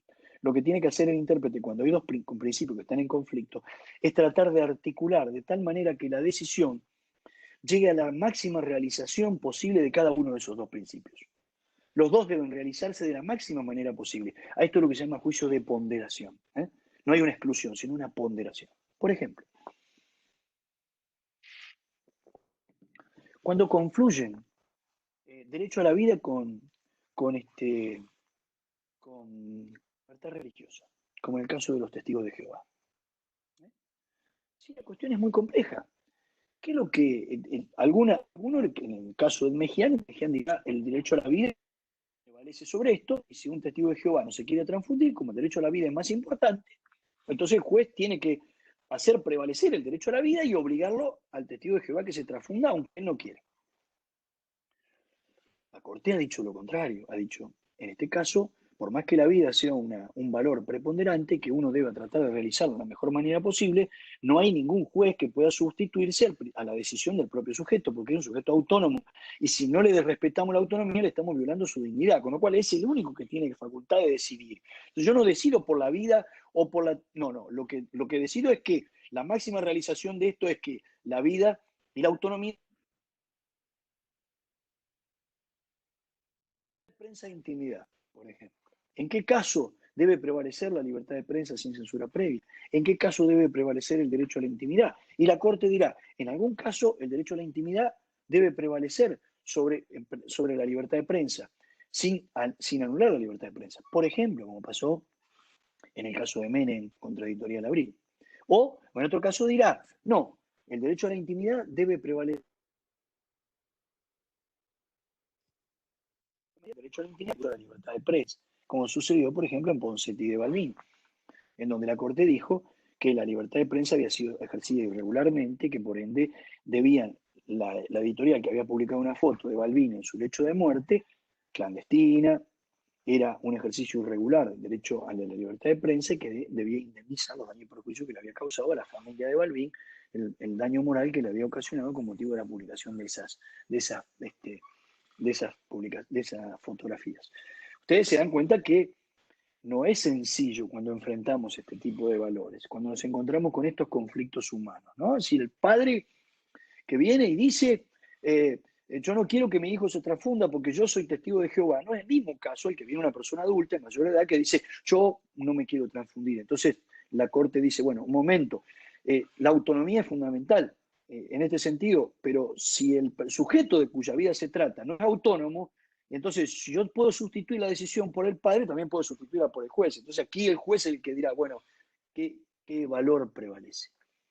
¿En qué medida se realiza de mejor manera la autonomía o el derecho o el fundamental a la vida humana? ¿Cómo ven? Esto no es sencillo y genera un espacio de incertidumbre. Los defensores de la ley a ultranza como única fuente del derecho dirán, esto genera inseguridad. ¿Por qué? Porque un juez puede resolver de una manera y otro juez puede resolver de otra. Y entonces, ¿cómo vamos a saber a qué atenernos? Sí, es verdad, es cierto. Pero también es cierto que la vida es mucho más compleja que una simple operación silogística matemática de aplicar dado A debe ser B. Y que el legislador no puede prever todas las situaciones. Y que las normas de los códigos de las leyes por necesidad son normas flexibles y abiertas. Es decir, que los jueces tienen que tener una libertad, una amplitud para poder decidir, para que de esa manera asegurarnos que cada decisión judicial sea ajustada a estos criterios de validación y sobre todo realicen cada uno de los principios y derechos fundamentales de la Constitución. Ahora, lo que hay que garantizar también es que haya un adecuado sistema de controles para que se pueda, si la decisión no es sustentable argumentativamente en criterios razonables, que esa decisión pueda ser revisada por el superior y cuestionada por la sociedad. Y esto también nos lleva a otra situación o a otro perfil del análisis. Y es que estas fuentes del derecho, la ley, la costumbre, la jurisprudencia, los principios y los valores, la Constitución y los tratados internacionales, no solo son buenos para la decisión de los problemas, sino que también son criterios que nosotros los ciudadanos de a pie tenemos que resolver. Es decir, cuando nosotros tenemos una duda, cuando tenemos un problema, cuando tenemos un conflicto, ¿qué es lo primero que hacemos? Lo primero que hacemos es preguntarnos qué dice la ley al respecto. Por ejemplo, volvamos con el ejemplo del tránsito, que es un ejemplo muy sencillo para todos porque tenemos la norma de tránsito internalizada. Si vamos a cruzar la calle como peatones, todos nosotros sabemos que tenemos que hacerlo ¿por dónde? Por la senda peatonal que está en la esquina, es decir, la continuación de la acera en las esquinas, que no podemos cruzar por el medio de la calle. Sabemos que no podemos cruzar. Y nosotros como ciudadanos, cuando llegamos a la esquina, a la puerta, a la vereda, al cordón de la vereda, y estamos en la mitad de la cuadra, y elegimos por comodidad cruzar por el medio de la calle para llegar a la casa de nuestra novia que vive ahí, para no ir hasta la esquina y volver y hacer 50 metros más. Tenemos que ser conscientes de que estamos violando la ley. También tenemos que ser conscientes de aquellos casos en los cuales cuando aparentemente nos sujetamos a una regla, pero en realidad lo que estamos haciendo es utilizar a la regla como excusa para violar otros valores o principios que son más importantes. ¿Sí? Cuando utilizamos la norma legal como una excusa para obtener un resultado distinto, cuando estamos en fraude a la ley, ¿Vimos lo que dice el artículo 12 del Código Civil y Comercial? El acto respecto del cual se invoque el amparo de un texto legal que persiga un resultado sustancialmente análogo al prohibido por una norma imperativa se considera otorgado en fraude a la ley. Esto es lo que hacemos algunas veces cuando usamos la ley para violar la ley. Cuando usamos la letra de una norma para conseguir un resultado que sabemos que en el fondo está prohibido por esa norma, porque es contraria a otros principios. Es decir, que esta pluralidad de fuentes de la que hablábamos, esta necesidad de utilizar o de identificar cuáles son los criterios objetivos, no son solamente para el juez, sino que son también para nosotros los ciudadanos. También nosotros los ciudadanos somos los que tenemos que ayudar a construir esos criterios. Lo que nos lleva a decir que las fuentes del derecho, en definitiva, son estos criterios objetivos que regulan nuestra vida en sociedad y que son compartidos por todos. En definitiva, que son producto de nuestra organización social y de la cual tenemos una convicción, todos como sociedad, que debemos observar.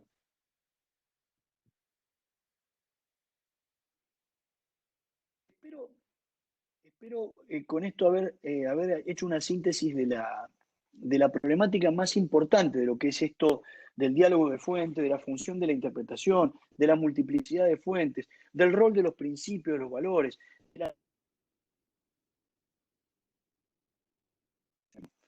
de la profunda transformación que significa, en este sentido, el Código Civil y Comercial respecto de una forma no solamente de aplicar, sino de una forma de pensar el derecho privado. Una forma de pensar el derecho privado que es radicalmente distinta a la forma de pensar el derecho privado que resurgía o que nacía del Código Civil de Vélez Arfi, en el cual la ley era prácticamente la única fuente del derecho, la cual el juez lo único que tenía que hacer era tratar de interpretar la voluntad del legislador. ¿Cómo decía? ¿Lo encontraste, Felipe, la norma? ¿El código? Te silencié ahora. ¿Encontraste la norma del Código Civil que hablaba de la ley? Miren, el artículo 2 del Código Civil y Comercial dice: la ley debe ser interpretada teniendo en cuenta sus palabras, sus finalidades, las leyes análogas y las disposiciones que son en los tratados. No dice de la voluntad del legislador, como decía Vélez. ¿Me escuchás? No dice de la... Sí, te escucho, Felipe. ¿Cómo decía el Código Civil? No, se dice, si una cuestión civil no puede resolverse ni por las palabras ni por el espíritu de la ley, se atenderá a los principios de leyes análogas y si aún la cuestión fuese dudosa, por los principios generales del derecho. Decía el espíritu de la ley. Cuando se refería al espíritu de la ley, se refería al espíritu del legislador. Es decir, las razones que tuvo el legislador para dictar esa ley. Así decía, ese es el criterio del exégesis positivista y racionalista. Hoy no dice del espíritu de la ley, dice de las finalidades de la ley. ¿Y esto por qué es distinto? Porque las finalidades de la ley son atemporales. La ley se interpreta de acuerdo al tiempo en el cual tiene que ser aplicada. Y no interesa un comino, que fue lo que pensó el legislador cuando la dictó. Si después cambiaron las circunstancias de hecho. Al cambiar las circunstancias de hecho, cambia la finalidad de la ley. Y la finalidad de la ley se independiza de la voluntad del legislador. Y entonces, al Esa es una de las independizarse de cosas la voluntad... que decían respecto de las reuniones del Congreso, que la ley no decía nada. Dice, bueno, pero vos la interpretás hoy a la ley si no dice nada de la forma de reunión. Exactamente, vos tenés que interpretarla ahora. Vos tenés que interpretarla hoy, emergencia. Y vos, para interpretarla de acuerdo a la emergencia, vos tenés que tener como principio fundamental, ¿cuál es? Que la Constitución, ¿qué es lo que quiere? Que el Congreso controle los decretos de necesidad y urgencia. Esto fue una necesidad. Yo creo que, en definitiva, para mí fue un error. Fue una forma de asumir una práctica inconstitucional, que era la práctica de que el Poder Ejecutivo se arrogara la facultad de legislar. Entonces, cuando Menem y Alfonsín pactaron, dijeron, bueno, vamos a hacer esto una realidad en el... Vamos a regularlo con un control del Congreso, y establecieron la obligación de control del Congreso. Si vos dictás decreto de necesidad de urgencia y decís, bueno, pero el Congreso no se reúne porque no se puede reunir por la pandemia, la pelotita. Aunque la Convención Constituyente no hubiera pensado esta situación, como bien dice Felipe, hoy vos tenés que interpretarla conforme a esta. Y yo te diría, por ejemplo, que el principio fundamental o el espíritu fundamental que tiene la Constitución es que el Congreso de la Nación, la Comisión Bicameral, controle las decisiones del Ejecutivo en forma lo más inmediata posible. Y si vos esa finalidad la querés interpretar, querés encontrar fundamento, criterio objetivo de regulación, te voy a dar un criterio objetivo de regulación.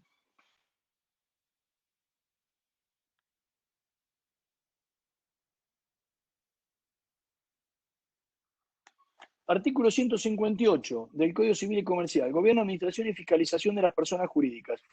Dice, si todos los que deben participar del acto lo consienten, pueden participar en una asamblea o reunión del órgano de gobierno utilizando medios que le permitan a los participantes comunicarse simultáneamente entre ellos. ¿Qué quiere decir esto? Reuniones a distancia. ¿Por qué no hacerlo? Si nosotros podemos dar clase a distancia, ¿por qué no podemos hacerlo? Si se puede, si se puede. Entonces, esto implica, es muy importante, chicos, es muy importante. ¿Por qué? Porque si bien es cierto que el poder legislativo tiene una legitimidad democrática que deriva de la elección por el pueblo, una vez que la ley se dicta, deja de ser la ley de una mayoría del Congreso, pasa a ser una ley de la sociedad entera. Y esa sociedad entera es la que debe asumir a ese criterio objetivo como sustento válido de decisión. ¿Y cuál es el sentido que le da a esa ley el conjunto de la sociedad? Es el sentido que debe darle el intérprete al aplicarla o al seguirla. Por eso, chicos, escúchenme. No se dejen engañar por aquellos que dicen que el Código Civil y Comercial prohíbe la costumbre contralegem. Es cierto que el artículo 1 dice que los usos y prácticas y costumbres son vinculantes cuando la ley o los interesados se refieren a ellos en situaciones, siempre y cuando no sean contrarios a derecho. Pareciera que el artículo 1 del Código Civil y Comercial dice que la costumbre contralegem no es admisible. Pero yo les pregunto,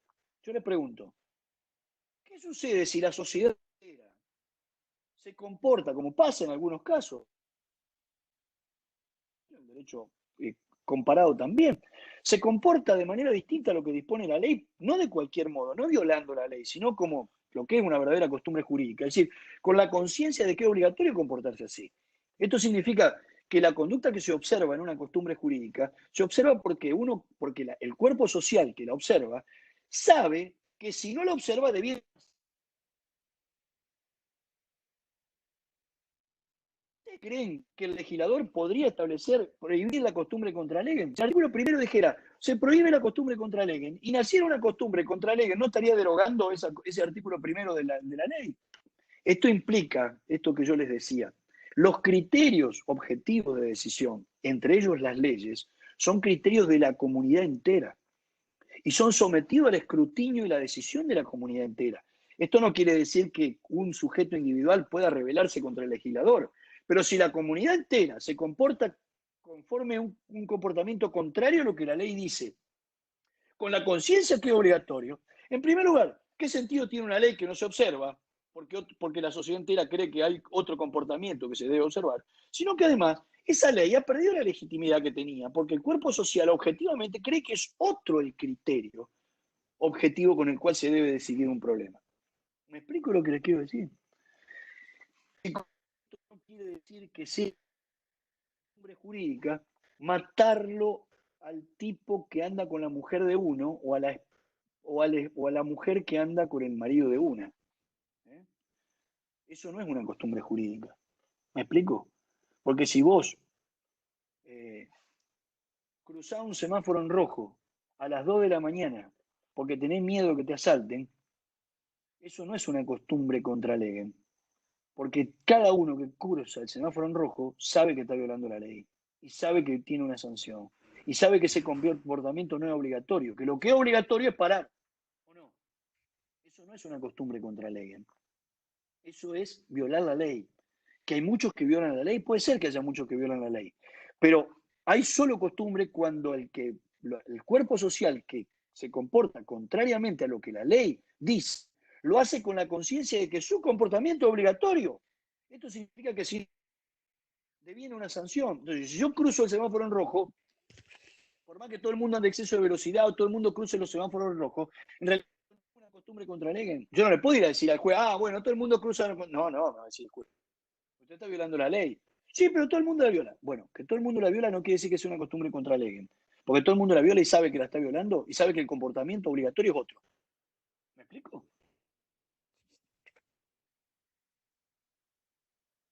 Bueno, yo pensaba hablar algo de la ley, pero me parece que con el material que los chicos han subido, que hemos subido, es suficiente. Ahí hay un tema.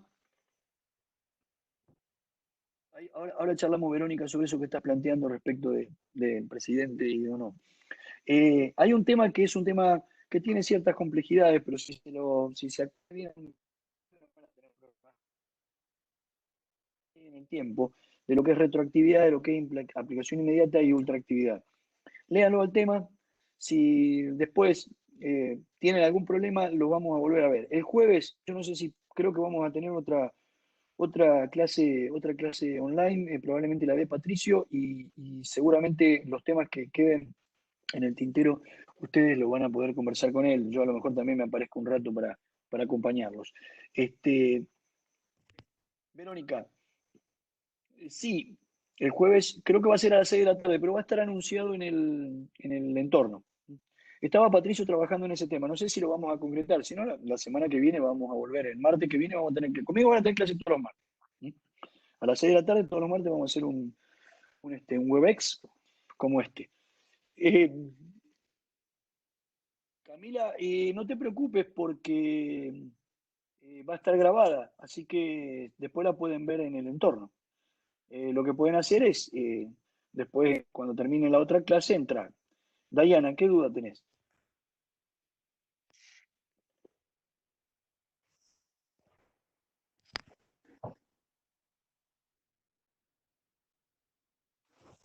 Dayana, me manifestabas que tenías una duda.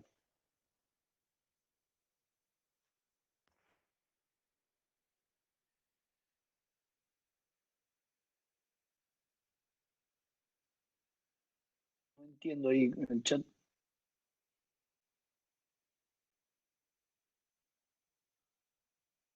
Yo tengo tantas dudas, Dayana. No sé a cuál te referís vos, pero tengo tantas. Las pocas cosas que no tengo duda es que, como Felipe, soy de Unión hasta el tuétano. De eso no tengo ninguna duda. ¿No es cierto, Felipe? Así es. Bueno.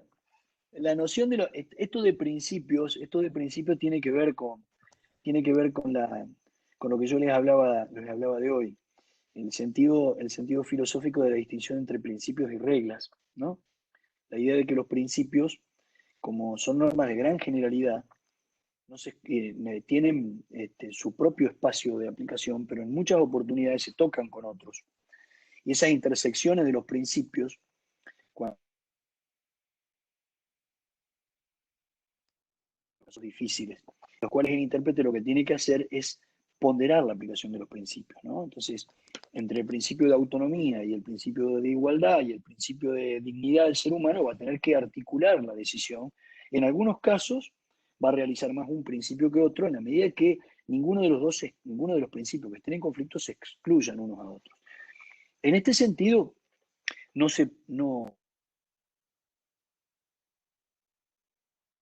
principios prevalecen sobre otros. Pero sí hay algunos indicios. Por ejemplo, hay esferas. Alexi habla de la teoría de las esferas. Hay esferas en las cuales los principios tienen diferentes virtualidad. Por ejemplo, hay una esfera que es la esfera de lo social y otra esfera la esfera de lo privado.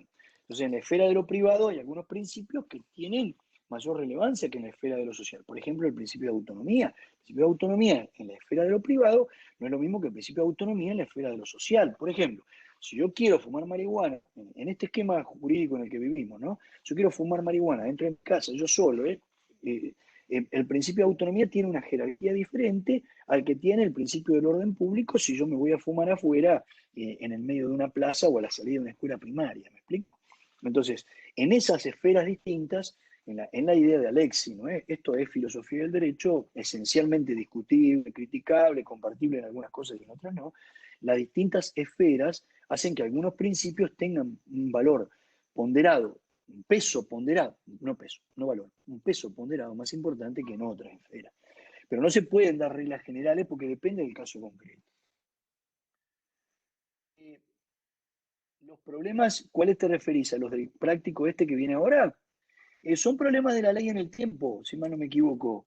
Son problemas de la ley en el tiempo. Ahí hay que aplicar las reglas que emanan del artículo 7, que refiere a lo que se llama el derecho intertemporal. Lean el material, vean la charla de Patricio y el PowerPoint que hizo Mariel, que ahí está bien aclarado qué es esto del derecho intertemporal. Yo le voy a hacer una pequeña mención para ubicarlo. Aquí ya vamos a hablar de una de las fuentes, de los criterios, que es la ley, ¿no? La ley es una norma escrita, general y obligatoria emanada del órgano competente del Estado, que es el Poder Legislativo. Esto es lo que la ley en sentido formal.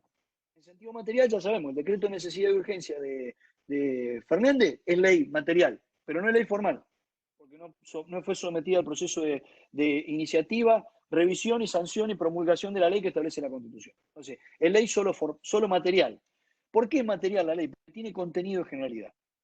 Es decir, es aplicable a un grupo indeterminado de personas. Este es el criterio central de la ley. Esto lo diferencia de la sentencia como norma jurídica. Porque la sentencia, que también es una norma de conducta, una norma jurídica, pero que solamente es una norma para dos personas, A y B, que son las partes del litigio. A esas dos obliga nada más. A los demás no. La ley obliga a una generalidad de personas. No quiere decir esto a todos, sino a una generalidad, a un grupo indeterminado que se encuentra en una posición determinada. Por ejemplo, los comerciantes. ¿Sí? Los comerciantes no son todos los integrantes de la sociedad, pero son un grupo indeterminado. Quien se ubique en esa posición se le va a aplicar la ley. Esto quiere decir que la ley tiene contenido de generalidad cuando no tiene nombre y apellido. Si una ley del Congreso le concede una pensión graciable a Alejo Cáneva, esa ley es ley en sentido formal, pero no es ley en sentido material porque no tiene contenido de generalidad. Es una norma particular que afecta solo a Alejo y al Estado que le va a dar la pensión. ¿Me explico? Pero si la ley dijera, todas las personas que usan anteojos de tales características como lo que usa Alejo, tienen derecho a una pensión, eso sería una ley también en sentido material, porque no tiene nombre y apellido. Ojo, porque hay algunas leyes que son aparentemente leyes materiales, pero son leyes formales, porque bajo el encubrimiento de una ley material, en realidad lo que quieren es dar un beneficio a una persona. Acá había una ley que se llamaba en la provincia de Santa Fe la ley Pepe, que era una ley de jubilaciones para funcionarios judiciales que estaba hecha para el presidente de la Corte, que le decían Pepe, entonces era la ley Pepe. No decía Pepe, pero decía, para todos los tipos que sean petizos, que estén ubicados acá y vivan en tal lado, pero era Pepe. Era para Pepe, era la ley Pepe. Bueno, entonces la ley en sentido material puede ser una ley en sentido formal, solamente se identifica. Hay muchos casos en donde, por ejemplo, pasan las licitaciones públicas. Entonces dice, yo quiero comprar un auto, y en vez de decir un auto, un sedán que tenga tal y tal características, dice un sedán que tenga tales características, que tenga un motor de tantos centímetros cúbicos, que tenga tantos asientos, que en definitiva están identificando un Peugeot 206 modelo 2019. Vos no podés entregarle otro, porque el único que tiene esas características y una norma que parece general, pero que en definitiva es una norma particular. Bueno, la ley es una norma general y obligatoria, en sentido material y formal, es una ley general y obligatoria emanada por el órgano competente del Estado, que es el Poder Legislativo, siguiendo el procedimiento de formación y sanción de las leyes que establece la Constitución. Es una ley, básicamente. Es una norma escrita, general y obligatoria. Bien. Las leyes, por definición, como todo en el derecho, están encuadradas en el tiempo y en el espacio. Esto es lo que es el problema de la aplicación espacial y temporal de la ley. En el tiempo y en el espacio. En el espacio significa en qué espacio geográfico se aplica. En el tiempo es en qué circunstancias temporales se aplica. Cuando hablamos de la ley en el tiempo tenemos dos problemas. El primer problema es desde cuándo comienza a regir. Si se dicta una ley, ¿cuándo empieza a ser obligatoria? El principio general es que la ley, de acuerdo a lo que dice el artículo 5, la ley rige desde el día en que el propio legislador diga. Acuérdense ustedes que el Código Civil y Comercial de la Nación fue sancionado en 2015, 2014, pero que se dijo que iba a empezar a regir el 1 de enero de 2016. Es decir, que el propio Código Civil, la ley, el 1 de enero de 2016. Después los legisladores cambiaron, se asustaron porque pensaron que iba a venir un gobierno distinto, que iban a perder las elecciones, que el código no lo iba, que era el legado del arquitecto egipcio y que qué sé yo. Entonces dijeron, bueno, va a empezar a regir el 1 de agosto de 2015. Si la ley no dice nada, el artículo 5, que debiera estar en la Constitución, vuelvo a decirle, porque es todas las leyes, comienza a regir a los 8 días de su publicación. Es decir, que la regla general es que la ley empieza a regir desde el momento en que el propio legislador lo indica, y si el legislador no dice nada, va a empezar a regir 8 días después de que es publicada. Primer gran problema, porque hay leyes que no son publicadas. ¿Por qué publicada? Porque la ley se presume obligatoria, porque se presume también conocida por todos. Esto es que nadie puede, la obligatoriedad de la ley implica que nadie puede invocar que la ignora. Porque si la pudiéramos invocar que ignoramos la ley no sería obligatoria. No bastaría decir, yo no sabía que no se podía ir a más de 80 kilómetros por hora, señor juez, yo no sabía, entonces no la cumplí porque la ignoraba. Bien. La obligatoriedad de la ley implica que la ley no es un consejo. Si no fuese presumida, conocida por todos, sería nada más que un consejo. Pero este es un problema. El otro problema es que la ley, cuando se dicta una ley nueva, por definición, no entra en una especie de cámara de vacío, sino que entra en una realidad social que está fluyendo. Entonces, generalmente una ley entra para sustituir a otra ley que estaba en vigencia, o para resolver un vacío normativo, un vacío legislativo, pero que implicaba que había otras normas que regían esa situación. Por ejemplo, la costumbre. Entonces, el segundo problema en el tiempo es cómo actúa la nueva ley una vez que entra en vigencia, es decir, a los 8 días de la publicación o al día que el propio legislador establece, respecto de las relaciones y situaciones jurídicas que están fluyendo en el tiempo, en el momento en que se dictan. ¿A cuáles relaciones o situaciones jurídicas se aplica? Se aplica nada más que a las relaciones o situaciones jurídicas que nacen después de que entró en vigencia, es decir, después de los 8 días de la publicación o después de la fecha que la ley indica. O también va a afectar a las relaciones jurídicas anteriores, que nacieron antes, pero que todavía no se murieron.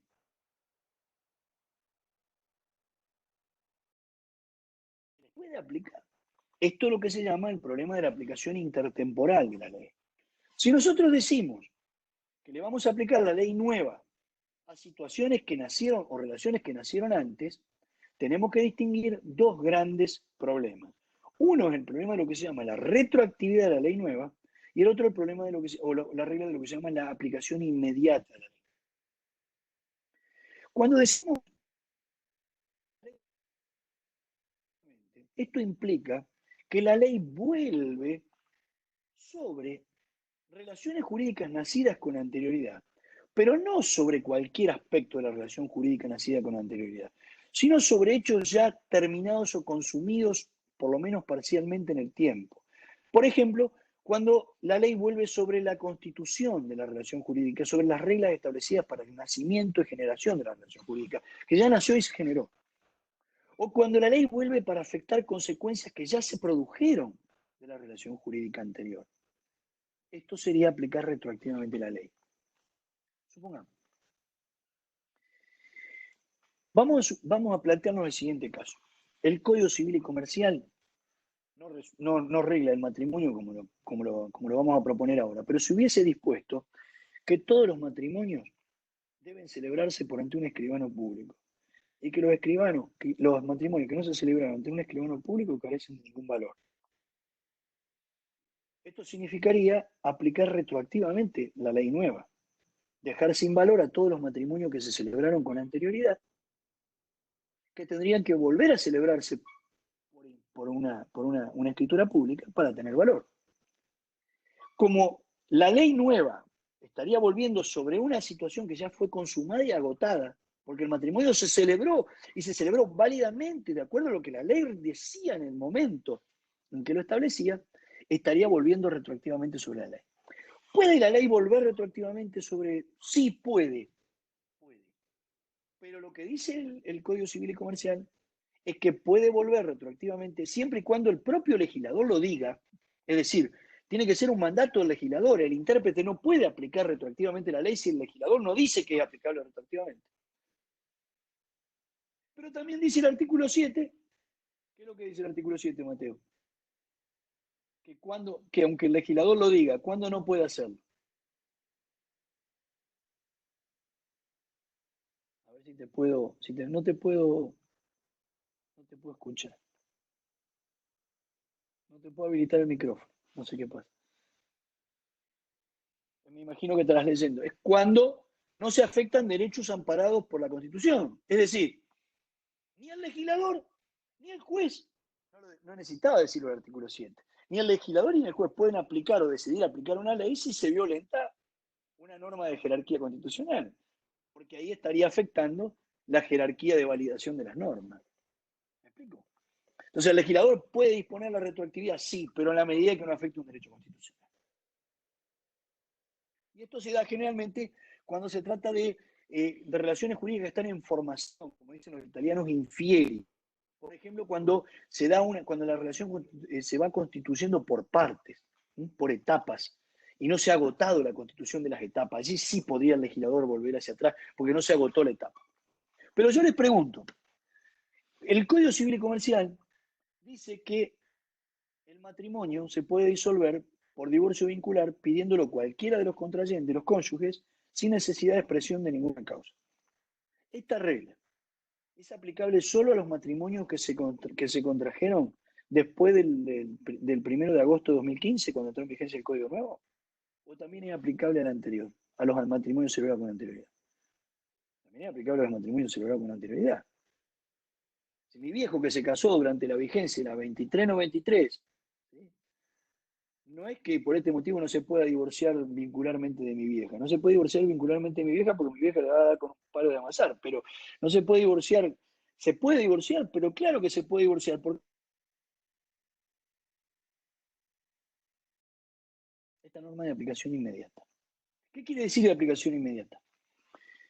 Que se va a aplicar a las relaciones jurídicas que nazcan después de la entrada en vigencia de la nueva ley. Sí, claro.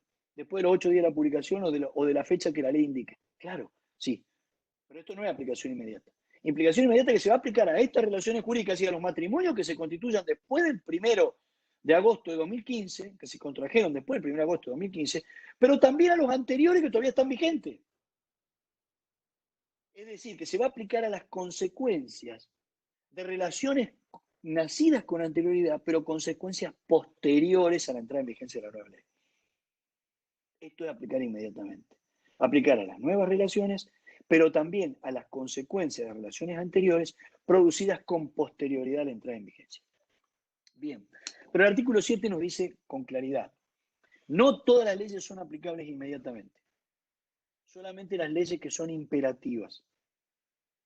¿Cuáles son las leyes imperativas? Son las que no pueden ser dejadas de lado por la autonomía y la voluntad de los particulares.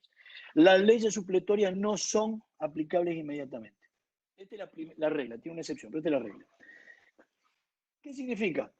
Que aquellas leyes que eran simplemente supletorias, que podían ser dejadas de lado por la autonomía y la voluntad de los particulares, si los particulares la dejaron de lado en su momento, cuando celebraron el contrato vigente una norma, si se cambia la ley supletoria, siguen vigente la ley supletoria anterior, no la nueva. Porque se supone que las partes tuvieron en cuenta cuál era la ley supletoria y si le cambiamos la ley supletoria por una nueva, estaríamos violando la autonomía de la voluntad. Este es el criterio que utilizó Borda en el año 68 para modificar el artículo 3 y que se mantiene en el artículo 7 del Código Civil y Comercial. Con lo cual, el principio de la ultraactividad de la ley derogada, porque no aplicar inmediatamente la nueva ley supletoria significa que en un momento del tiempo es posible que tengamos vigente la ley nueva, la ley supletoria nueva, para los negocios jurídicos celebrados con posterioridad a su entrada en vigencia, pero también la ley supletoria vieja, hasta que se terminen de agotar los contratos que se celebraron durante la vigencia de la ley vieja. Esos contratos celebrados durante la vigencia de la ley vieja se van a seguir rigiendo por la ley vieja. Quiere decir que la ley vieja derogada sigue rigiendo para aquellas relaciones, pero sigue rigiendo. Y la ley nueva solamente se va a aplicar a las nuevas relaciones jurídicas si es supletoria. Si es imperativa, como se supone que la ley imperativa está más vinculada con el orden público, aunque no son sinónimos, pero es mejor que la ley supletoria, entonces se dice esta ley es aplicable inmediatamente. Hay una excepción establecida por el Código Civil y Comercial respecto a la Ley de Protección de los Consumidores, en donde se dice que si la ley supletoria nueva es más favorable al consumidor, se aplica la ley supletoria nueva. ¿Y por qué se aplica la ley supletoria nueva? Porque acá juega el artículo 43 de la Constitución Nacional, que consagra los derechos fundamentales del consumidor y la protección del consumidor. Entonces, lo que se dice es, la ley, en este caso, si en la nueva es más favorable, hay que aplicar el principio del favor consumidor, que también es un principio regido o por lo menos consagrado por la Constitución. ¿Me explico? A eso refieren los problemas, Verónica era la que me preguntaba. Son problemas muy sencillos, muy sencillos. Si ustedes aplican estas dos reglas, retroactividad, aplicación inmediata, aplicación ultraactiva de la ley derogada, para el caso de la supletoria, lo van a poder resolver. Y otra cosa, no se preocupen si no lo pueden resolver bien. Acá lo importante es usar la cabeza y usar los insumos para poder resolver el problema, porque de esto se trata. Chicos, si el código dice en el artículo primero que los casos que este código rige, esto quiere decir que ustedes tienen que aprender a resolver casos. Y los casos son problemas. Y los problemas son todos distintos uno de otro. Y ustedes lo que tienen que desarrollar es una habilidad para identificar cuáles son los criterios objetivos que hay que aplicar, es decir, cuáles son las fuentes que hay que aplicar. Y ver cómo aplicarlas con una interpretación que sea compatible con los principios y valores de la economía. Yo les dije que iba a ser más corta la clase, pero fueron casi 2 horas. ¿Tienen alguna pregunta que hacer? ¿Quieren que les haga alguna aclaración? Bueno, me alegro, Verónica, que te quedó claro. ¿Felipe se entendió?